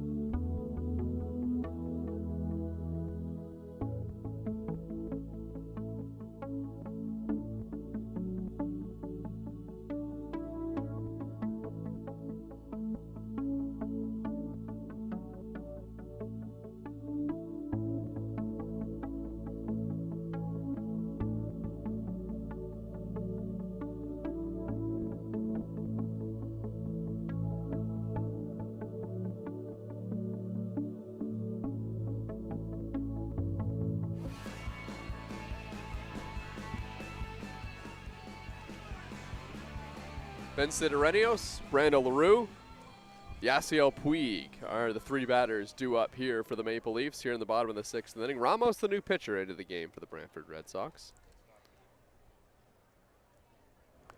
His first pitch to Sidorenios, and that one finds the strike zone on the outside corner.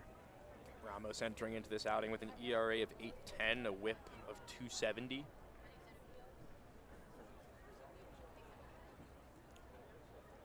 Here's the 0-1 to Sidorenios.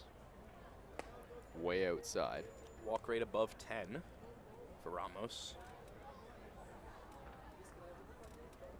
Gave up a run over an inning of work against the Barrie Baycats back on July 23rd. That was the last time he worked. It was like a month off before that. So he's back into action for the Brantford Red Sox. It has been a limited sample size so far this season, just 10 innings for Ramos. That pitch is inside to Sidorenios. He walked in his last at-bat. Ramos stands at 6'1", 215 pounds on the mound, out of Santiago, Dominican Republic.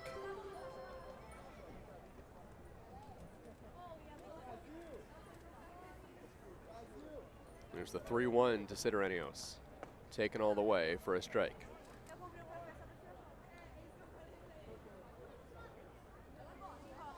Sidorenios singled in the second, walked in the fourth, came around to score both times. Here's the 3-2. And this one's ripped foul down the line and ends up on the hillside.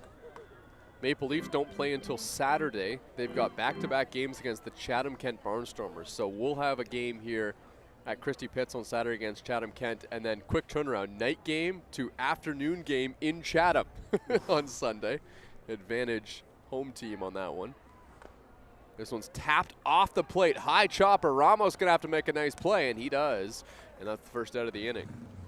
Yeah, heads up play there by Ramos. Comes off the mound quickly, charges that ball. Makes a nice spin throw, gets the feet planted. So Brandon LaRue trying to get on base here for Yasiel Puig, who's homered twice in the game. And something tells me that he's not done with the RBIs in this game. I think Puig might be done for the night. It looks like it's Mike Giacchetto on. Oh, it is Mike Giacchetto, and this one's hit in the air to center field, and the catch is made by Holmgren. So Mike Giacchetto will get an at-bat here in place of Yasiel Puig. Puig was the DH today, so Mike Giacchetto will move into that spot. Giacchetto, in a very small sample size, just 33 at-bats, batting 121 with an on-base percentage of 143, but this is a very capable hitter we're talking about here. Yeah, he's been kind of snake-bitten this season at the plate, both with injury luck and hard-hit ball luck as well. Been nice to see Mike Giacchetto hit a ball hard, and this time for a base hit in this at-bat. Here's the first pitch from Ramos. And Giacchetto takes low and inside.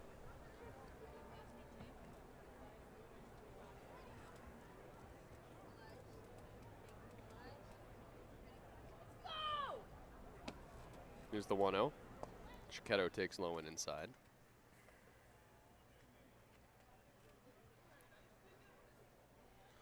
Jordis Ramos trying to work a scoreless frame here in the bottom of the 6th inning. The 2-0 to Giacchetto, and he takes up high, ball 3. Well, and one that Ramos really needs for his stat line and also just to build confidence heading into the back third of the season. 2-1 pitch. Or, sorry, the 3-0 pitch I should, oh yeah, it was 2-1 pitch, then finds the outside corner.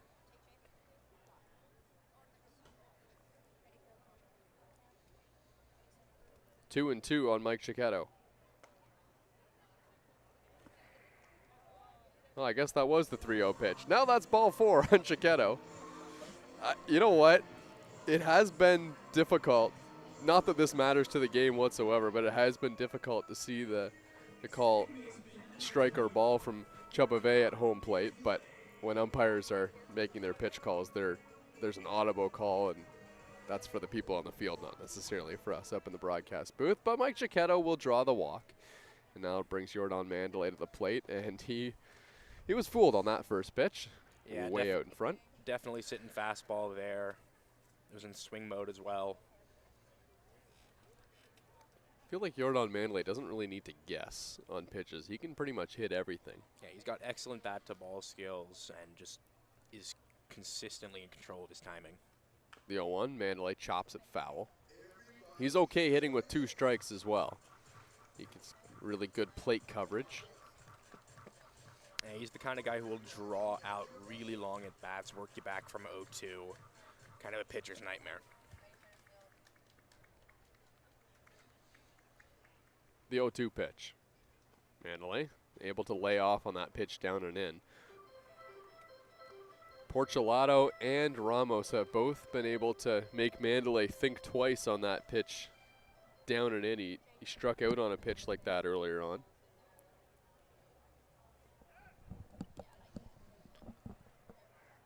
One and 2 the count on Jordan Mandalay. And he hits this ball. He struck it well, but it is caught by Brody Black. About 3 feet in front of the warning track out in right field. And that'll end the inning. Still 15-4. Not a lot of movement on the line score here at Christie Pitts.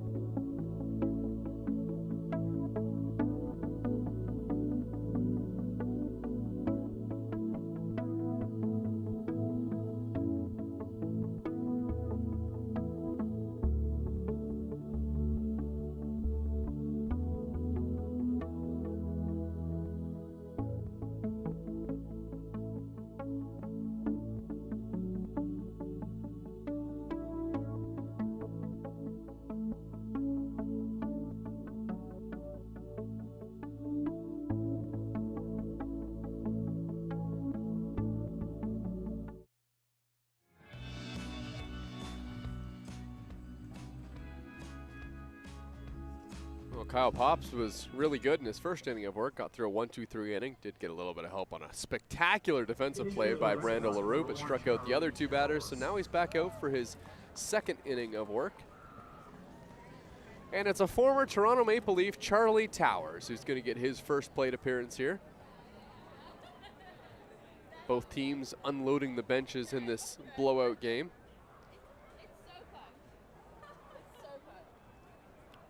Charlie Towers was a Maple Leaf last season. Then he was a Kitchener Panther and then came over to the Brantford Red Sox. Charlie Towers had some really good moments here in Toronto. Very limited sample size this season, just 5 plate appearances.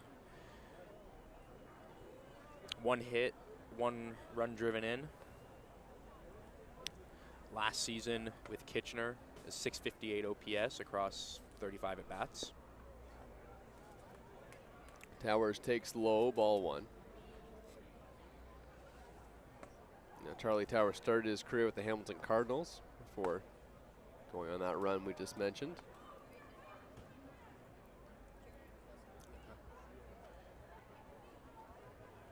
Here's the 2-0 pitch. Towers takes a strike. He was a .291 hitter with the Toronto Maple Leafs in that 2024 season that he played 36 games of.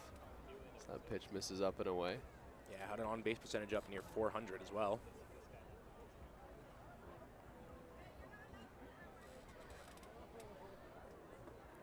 And the 3-1 pitch misses low, so Charlie Towers will draw a walk. And that'll bring Cantor to the dish. Homered in his last at-bat.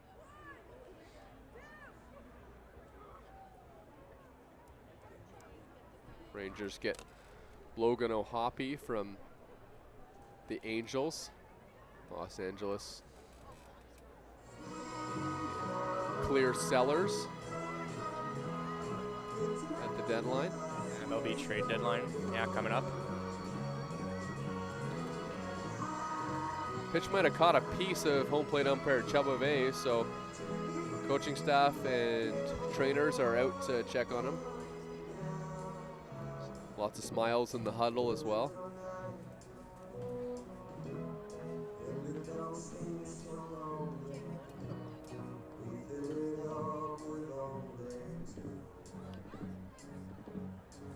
Yeah, the Rangers adding in like a very close AL West race.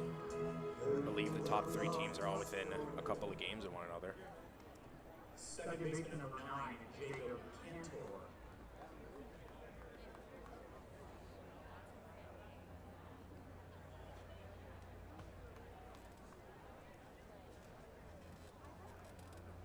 There was actually a time about a week ago where the Maple Leafs playoff odds eclipsed the Blue Jays playoff odds. Now they're about the same. They're both almost 0, but pretty crazy. Leafs were up to like a 7% chance. The Jays are what, probably like 2 now. They're 5 games back of Cleveland. With a lot of games a lot of teams to climb though. Yeah, Detroit, Baltimore, Seattle, Houston, and Minnesota are all between who added Yep. at the deadline.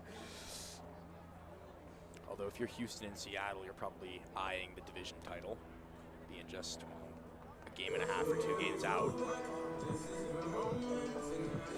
1-1 now on Cantor.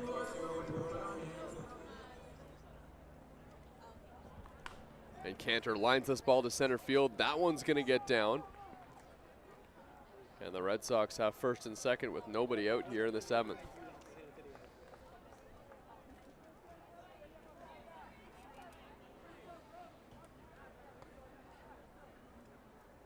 Cantor putting together a nice night at the plate. 2 for 4 with a homer and a single. By the way, Yoki Pena, who came into the game a couple innings ago as a pinch hitter, is the guy in center field. And Dennis DeBanning is in right as this one gets away from Matt Brandt. He's looking for it. Now he scampers over towards his dugout to get it. It's a wild pitch from Kyle Pops, and both runners will advance.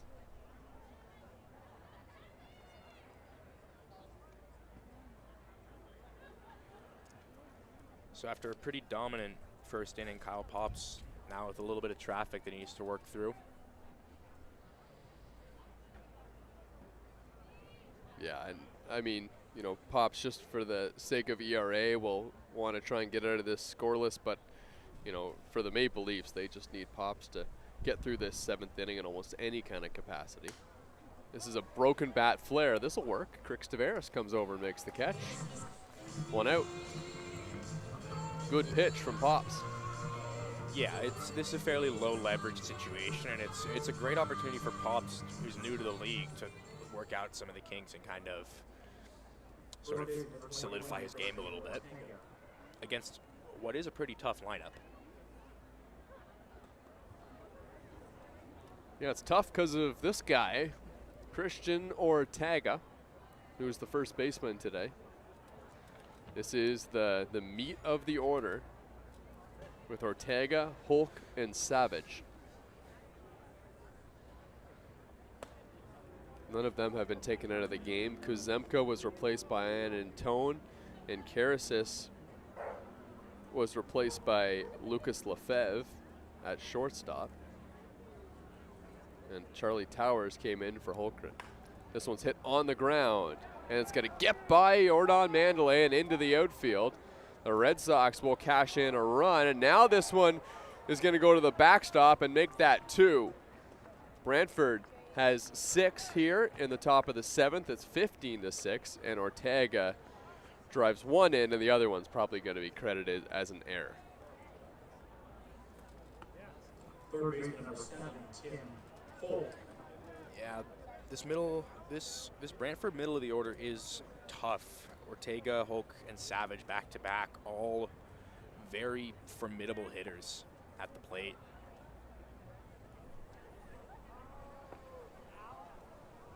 So here's Tim Hulk. Another runner in scoring position. And big gust of wind now blowing in towards the outfield. We just felt come across the broadcast booth. Advantage for the hitters as we get into the late hours of the night. Hulk will rip this ball foul, way foul, but the other way and onto the hill. It's been a good day at the plate for Tim Hulk. He's 2 for 3, and he's driven in a run. Also had an extra base hit and scored. And now he's hit by the pitch. Hulk whips his bat back to the Brantford dugout and the elbow guard. Not happy about it. He'll head down to first base.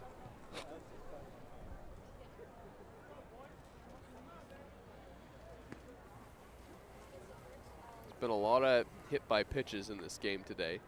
None of them intentional, we assume. Although it was Kyle Pops in the middle of a little bit of hit by pitch drama earlier on in the season, was issued a 1-game suspension. Here's Savage.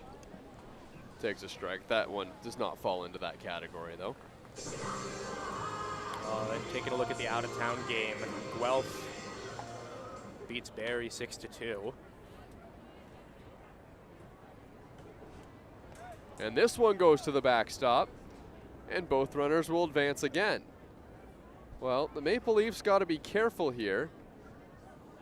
There's 2 ducks on the pond right now. It would be a 7-run ball game if Andrew Savage could drive them in, and they would still need to get 8 outs. Here's the 1-1. And they, of all people, know that 7 runs can come in a bunch, because that's what they did in the first inning. Well, and again, coming off a game against Chatham-Kent where the bullpen was a little shaky, they were leading at one point. It's something that's definitely on their mind. So Kyle Pops is trying to work through this 7th inning, but the Maple Leafs are not afraid to go to the bullpen. They don't have a game for a while. They can empty the tank out there. Here's the 3-1. Low, ball 4. Bases loaded here in the 7th. And Rob Butler is probably starting to think about going down to the bullpen. Alex Lanigan been throwing down there. So now it's Brian Sewell, which would indicate that this is just a mound visit, not a pitching change. Sewell, Brant, Pops having a conversation. Lanigan's up the pace a little bit. Sewell probably out there just to buy some time for his reliever. Ian Antone is the batter. He's going to get his 2nd AB.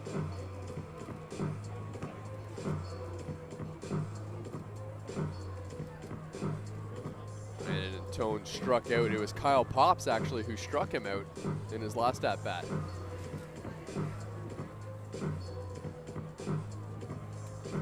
Yeah, So it'll be Pop's 2nd time facing the 6, 7, and 8 hitters in Antone, Watt, and Lefebvre. So here we go, a little bit of tension here at the pits. Bases loaded for the Red Sox, top of the 7th inning.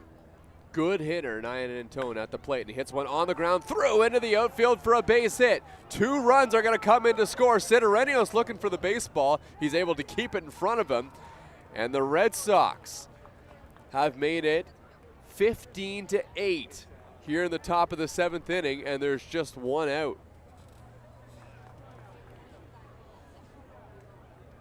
They didn't want to start Ian Antone, presumably because of the lefty on the mound, but he's come in and had an impact on this game, and things are interesting again here at the pits. Yeah, all of a sudden, it's a 7-run game. 8 outs left for the Leafs. Closer than we thought when the Maple Leafs made it 7-0 to start the ball game. And then added on in the second.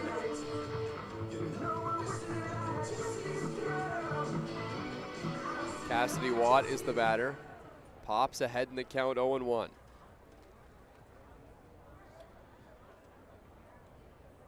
And Watt hits this one on the ground.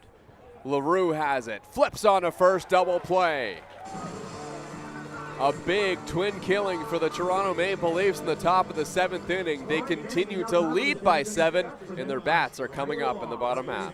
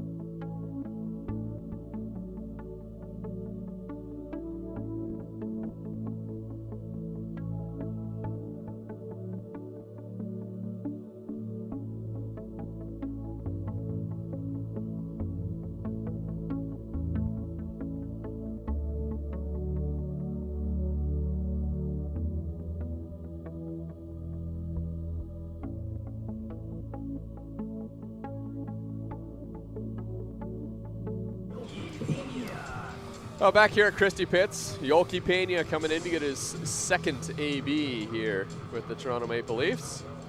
Struck out in his first at-bat. Now he faces Ramos. First pitch to Pena misses low.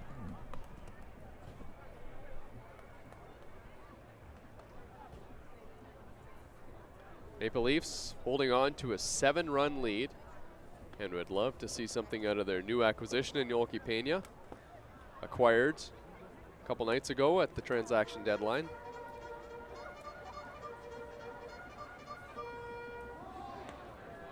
Two and 0 the count. And Pena hits one hard on the ground, foul into the Brantford Red Sox bullpen. 2-1 now. Yolki Pena hitting just above 260 on the season. All of that with the Hamilton Cardinals to start the year. Here's the 2-1 pitch, up and in.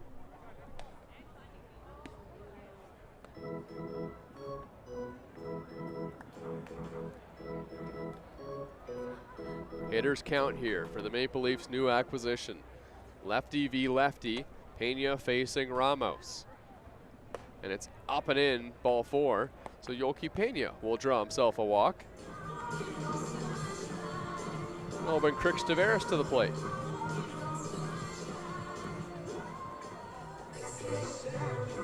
Crix Tavares has walked twice, officially 0 for 1. He's scored both times he's been on base. But of course, coming off that huge game against the Chatham-Kent Barnstormers. Homered a couple of times. First pitch is upstairs. If the Maple Leafs had won that game against Chatham-Kent and they had their opportunities, they led 4-0. They had the game tied late 7-7. This would be a very different game today. This would be a Maple Leafs team that, still, had some playoff aspirations. Now it is a long shot. No one's given up. I mean, you go for it right to the finish. But if they'd won that game against Chatham-Kent and they came out and won this game here against Brantford, I mean, there would certainly be some eyebrows raised. Here's the 1-1 to Tavares. But, yes, this is a softer part of the Maple Leafs schedule. They still have some tough games to play. If you look at, the second week of August, they've got a tough 3-3 where they have to play Hamilton and London as part of the 3-3, so it's going to be tough to win all 3 of those games. Here's the 1-2 to Tavares. And, of course, the Brantford Red Sox are the team that's sandwiched in the middle of those two teams. Yeah, and games against teams like Brantford and Chatham-Kent at this point in the season, with this team still having playoff aspirations, become that much more important as games like against Welland and London and Barrie seem more and more like long shots. The 1-2, Tavares fouls it off. Believe it or not, the Maple Leafs have actually played the Welland Jackers pretty well. Yes. They've had some close games against Welland this season. I was debating with one of the members of the Maple Leafs who the best team in the Canadian Baseball League was, and the two names that were brought up were Hamilton and Welland. Here's the 1-2. So that pitch misses outside. I think it's the Welland Jackers. Do you want to put your 2 cents in?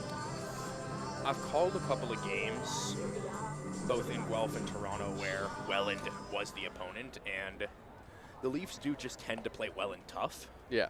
But Welland's a tough lineup. They just kind of 1 through 9 have players who are very toolsy. Wild pitch. Tavares. Or Pena, sorry, to second base. And so I do think, just based on the standings and based on what I've seen, I do think Welland is maybe a more complete team. But I would say Hamilton is up there, especially with some of that front-end pitching. Yeah, I think Hamilton might be second. But they have to win one game to get in. Like, yes. There's strike 3 called on a disputed call. Ramos gets the punch out of Crix Tavares. The whole season could come crashing down if their starting pitcher in that game doesn't have a good start.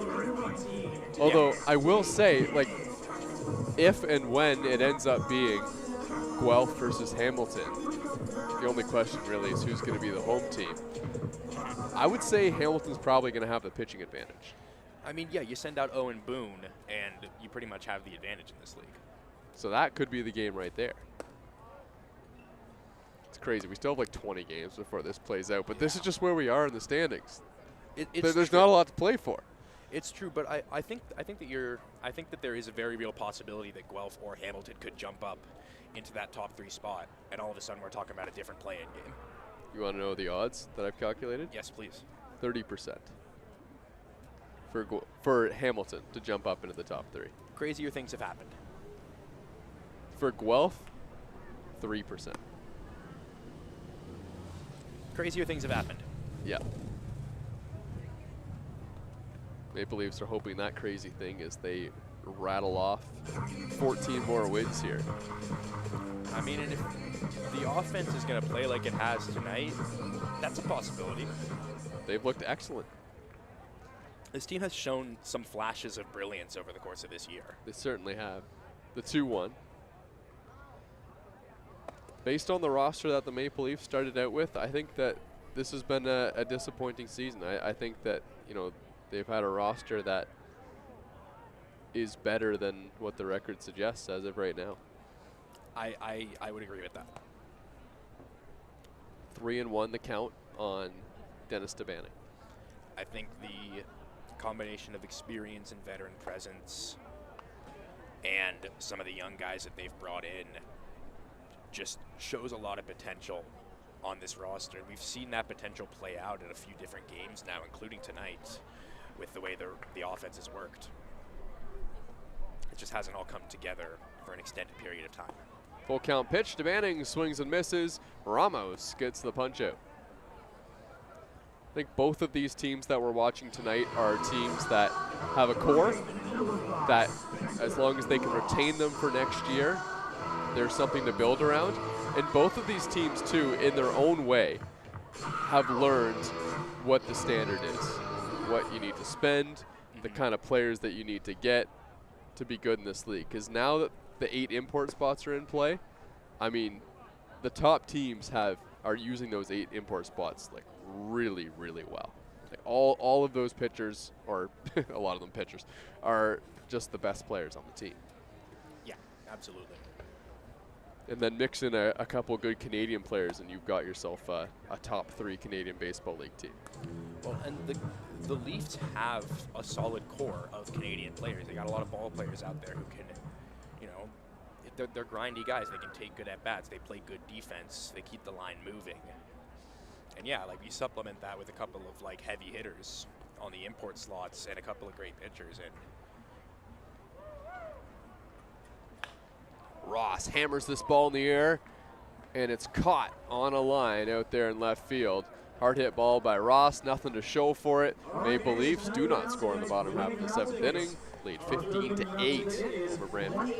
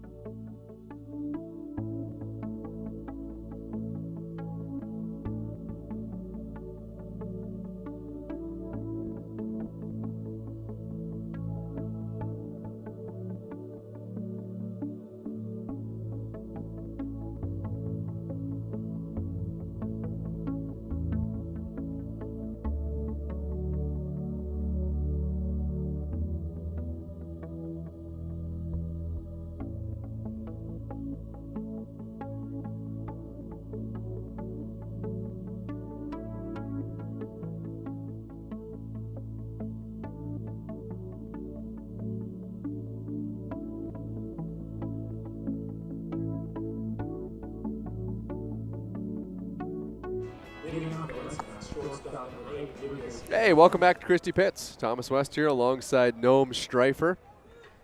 It's been a long and run-filled ball game between the Maple Leafs and Brantford Red Sox. It's 15-8. Lucas Lefebvre is facing Alex Lanigan, who's the new pitcher into the game for the Maple Leafs. We've hit the 3-hour mark. Really? 10:30. Wow. And I'm looking at the score bug, and it seems that there's a lot of game to go still. I mean, yeah.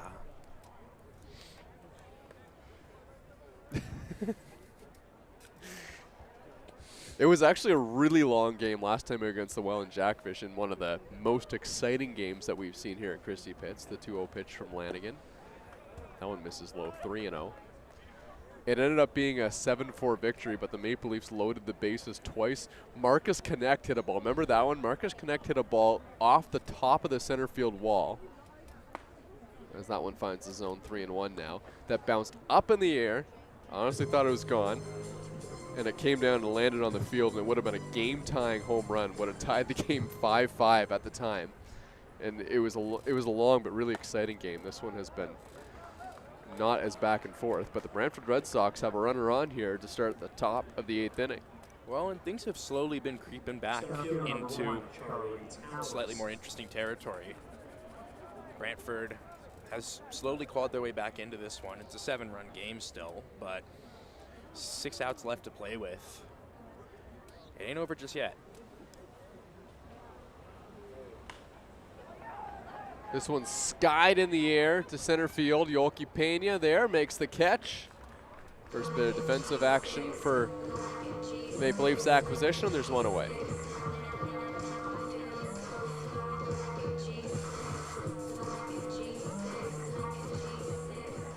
Alex Lanigan's the pitcher right now. Across 7 2/3, the ERA up at 14. So that pitch is in there for a strike. And the runner advances to second on defensive indifference.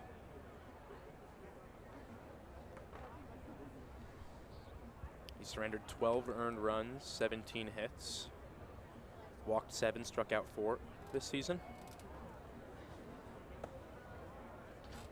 The pitch is upstairs to Cantor. Maple Leafs just need Alex Lanigan to go out there and throw strikes. You give up a run or two, that's okay. It's a 7-run ball game. Yeah, still a fairly comfortable cushion. There's a 1-1 to Cantor. Fouled off, 1-2.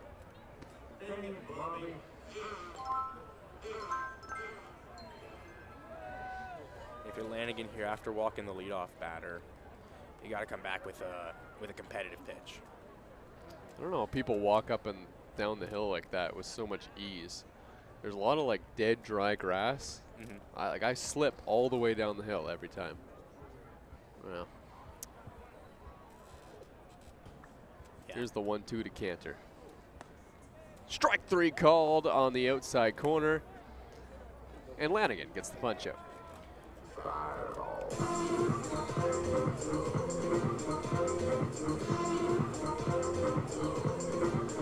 So 2 outs in the inning. That's going to bring Brody Black to the dish. Lanigan trying to get through a scoreless frame in the 8th. Brody Black, the only Red Sox to not reach base.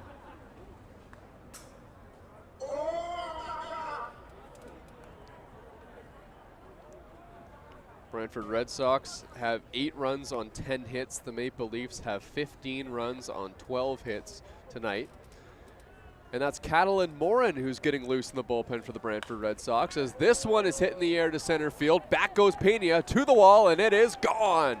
Brody Black to dead center field, a 2-run home run. And just like that, we have ourselves a 5-run ball game here at Christie Pitts. Yeah, great swing there by Brody Black. Takes the pitch and just drives it to center, times it up very nicely.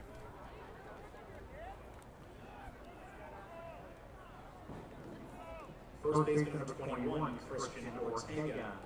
Christian Ortega, who has great power of his own, will come to the plate. The Brantford Red Sox are sitting here with 4 outs remaining, and they've brought this all the way back to a 5-run ball game. Ortega hits a high chopper. This is going to be a tough play. LaRue, long throw. In time to get him. Brandon LaRue with another sparkling defensive play. Boy, that was a long throw from the outfield grass, but he's able to gun down Ortega, who was getting out of the box quickly, and the Maple Leafs holding on to a 5-run lead.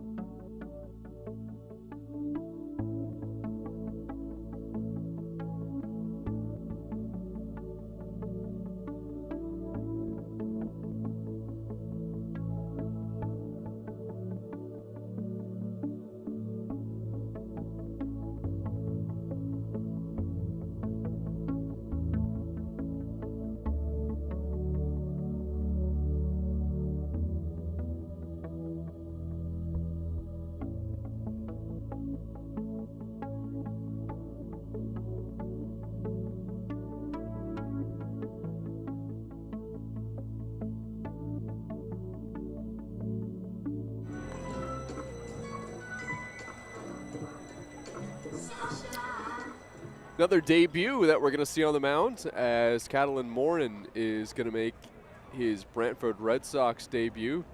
He was acquired from the Chatham-Kent Barnstormers at the transaction deadline. And his first pitch is chopped foul by Brant.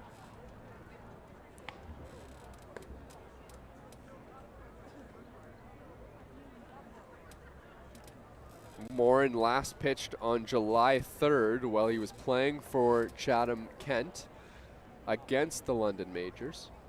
Here's the 0-1 to Brant. And he breaks his bat, hits it on the ground to third.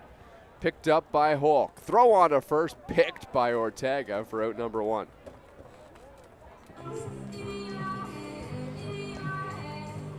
Catalin Morin had a couple of scoreless outings to start the season with the Chatham-Kent Barnstormers, but since then has given up an earned run in each of the outings that he's had this season. So time for a little bit of change of pace, new team, and Morin gets a fresh start here with the Brantford Red Sox. Well, he starts things off nicely, retiring the first batter he faces. So a nice shot there of Matt Brant, who saw a couple pitches against the new pitcher, talking to Brando LaRue on deck, giving him some information about what he saw from Morin.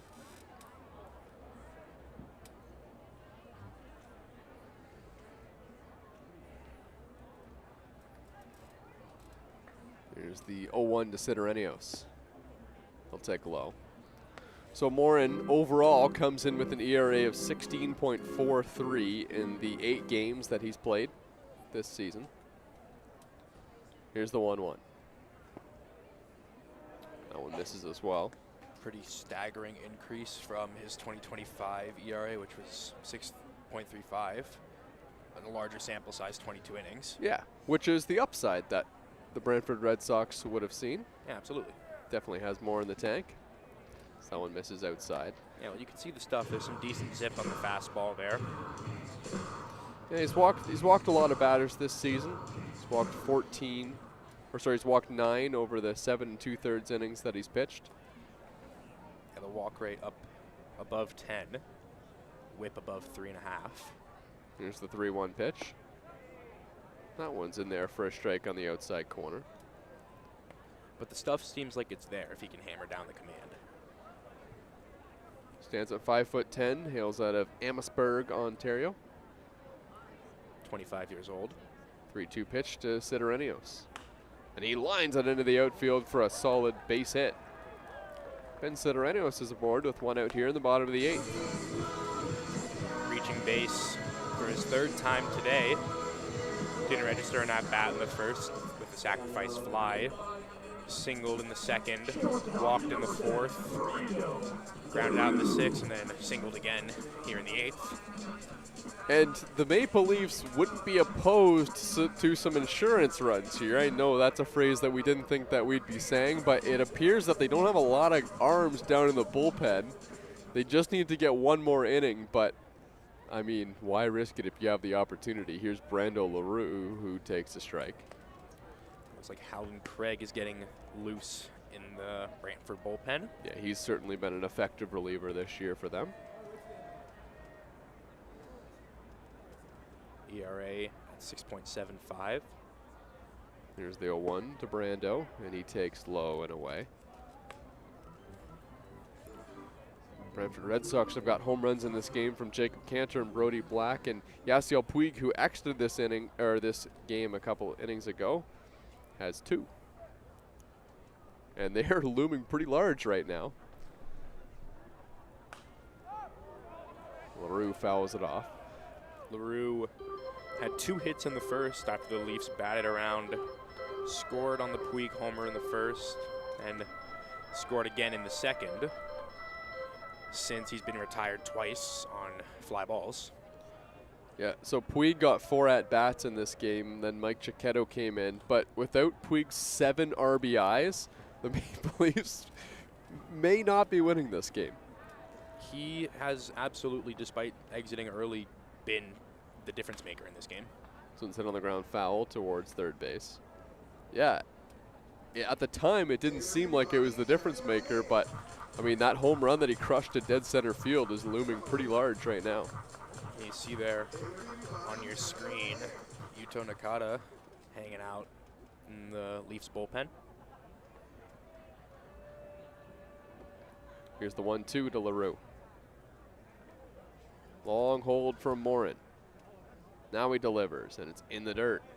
That one bounced out in front of home plate, but it was picked nicely by Watt.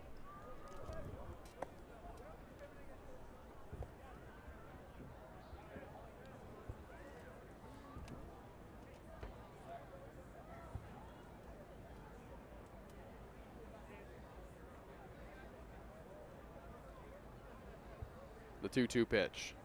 LaRue swings and misses. Morin gets the punch out, and there's 2 away.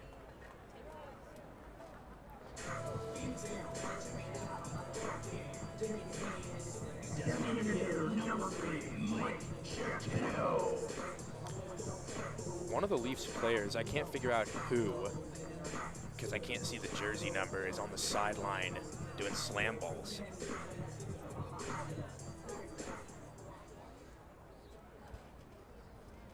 Gus, our graphics guy, thinks it's Ronaldo DePaula.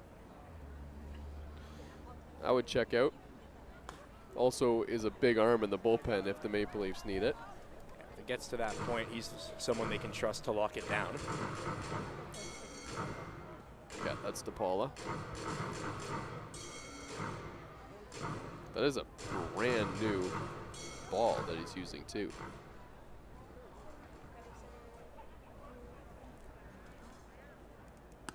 Oh, 0-1 the count on Chiquetto. In the dirt, it bounces and it hit Chiquetto. So he walked in his first at bat, now gets hit by a pitch. Mike Chiquetto was probably coming in hoping, oh, you know, I can go out there and get a nice line drive for a base hit. Nope, hasn't been able to get the bat off the shoulder and got hit by a pitch. So there you go. Yeah, but in a tough season, he's been on base twice. In a season where he's been a little snake bitten, obviously getting hit by a pitch sucks, but there's a silver lining there. Alden Craig continuing to get loose in the bullpen, and Jordan Mandalay trying to come up with a hit here for the Maple Leafs to give them a little bit of insurance. Looks like they're going to bring him in.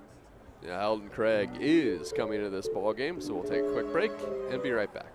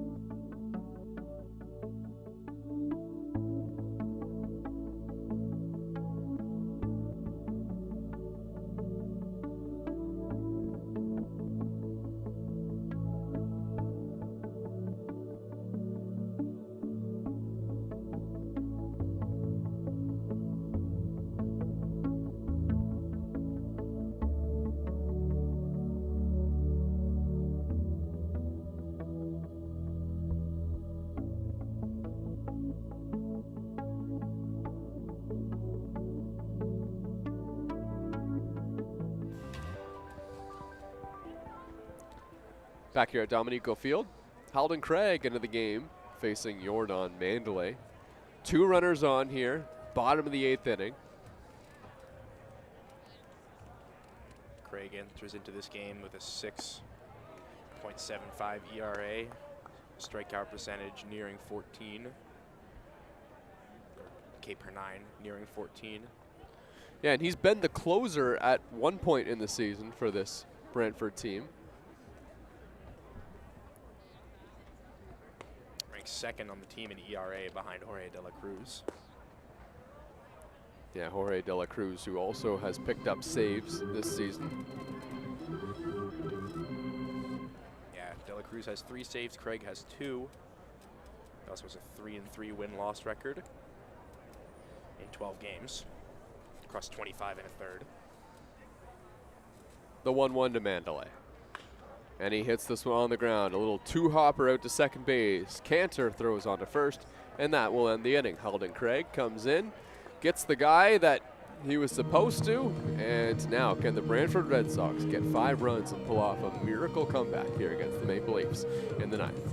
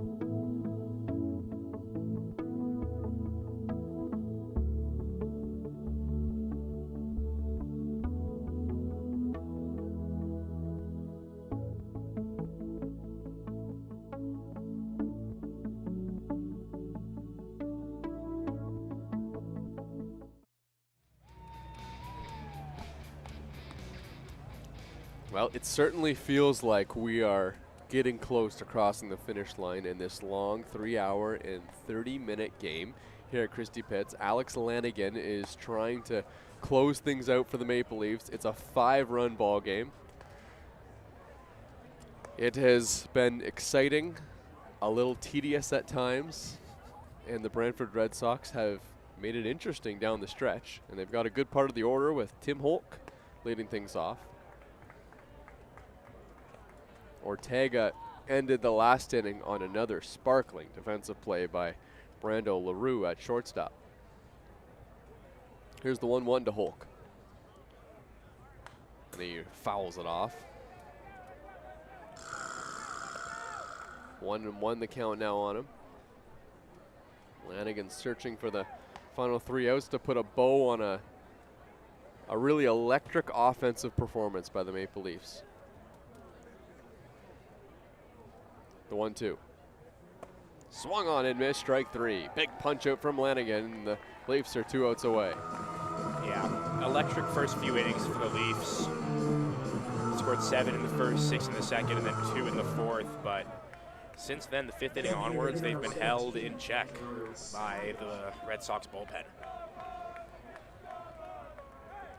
Anthony Porcelato was one of the guys that came in relief and shouldered some of the runs, but boy, he threw a ton of pitches as this one's hit in the air to center field.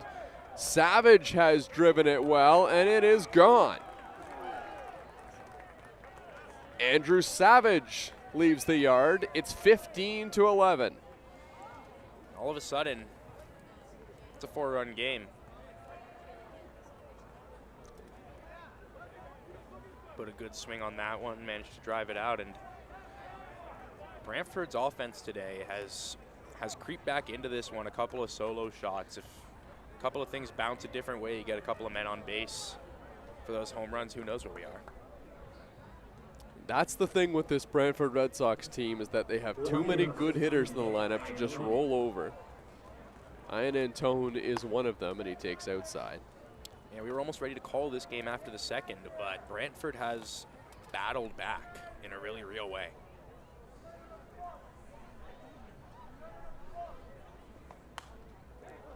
This one's ripped foul off to the left.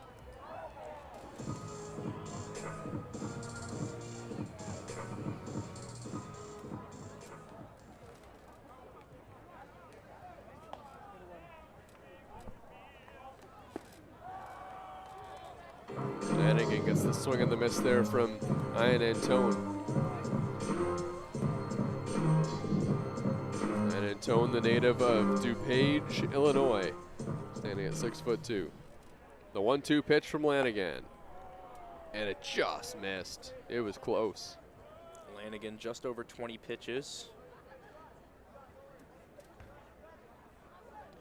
Hoping to close this one out. The 2-2. Swung on and missed, strike 3. Alex Flanagan strutting down the mound, and the Maple Leafs are 1 out away.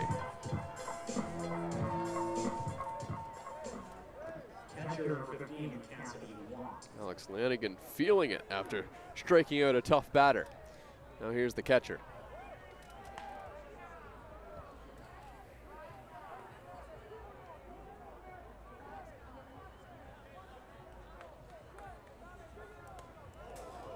That pitch upstairs, maybe reaching back for a little extra there on the first pitch to Watt.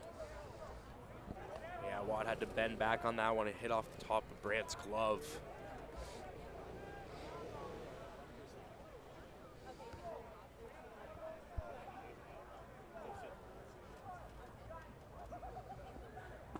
The 1-0 pitch, down the middle for a strike.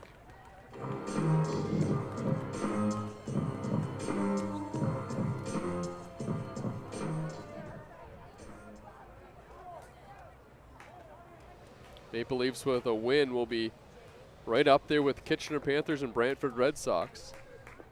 So that pitch is in the dirt.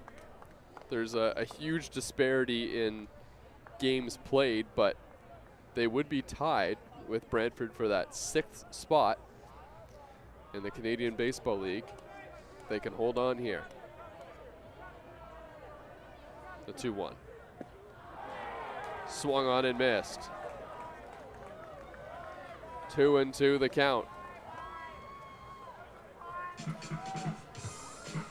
Fans on the hillside getting into it a little bit here as Brantford's down to their last strike.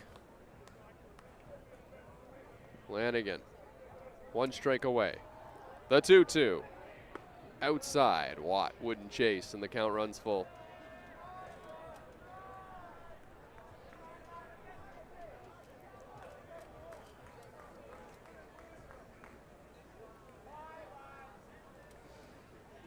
Here's a 3-2 pitch, swing and a miss, strike 3. Alex Flanagan gets the punch out and closes out the ball game. The Toronto Maple Leafs come home with the victory. Final score 15-11. And what a game it was. Toronto jumped out to a really commanding early lead, but Brantford making things interesting over the last little bit of the game. Obviously, Puig counted for 7 of the Leafs' 15 runs today. He was absolutely the difference maker on the offensive side of the ball. And a big shout out as well to Nick Veselinovic, who struck out 10 batters and worked through a tough Brantford lineup for a very commanding start. So we'll say good night here from Christie Pitts, for myself, Thomas West, as well as Noam Streifer.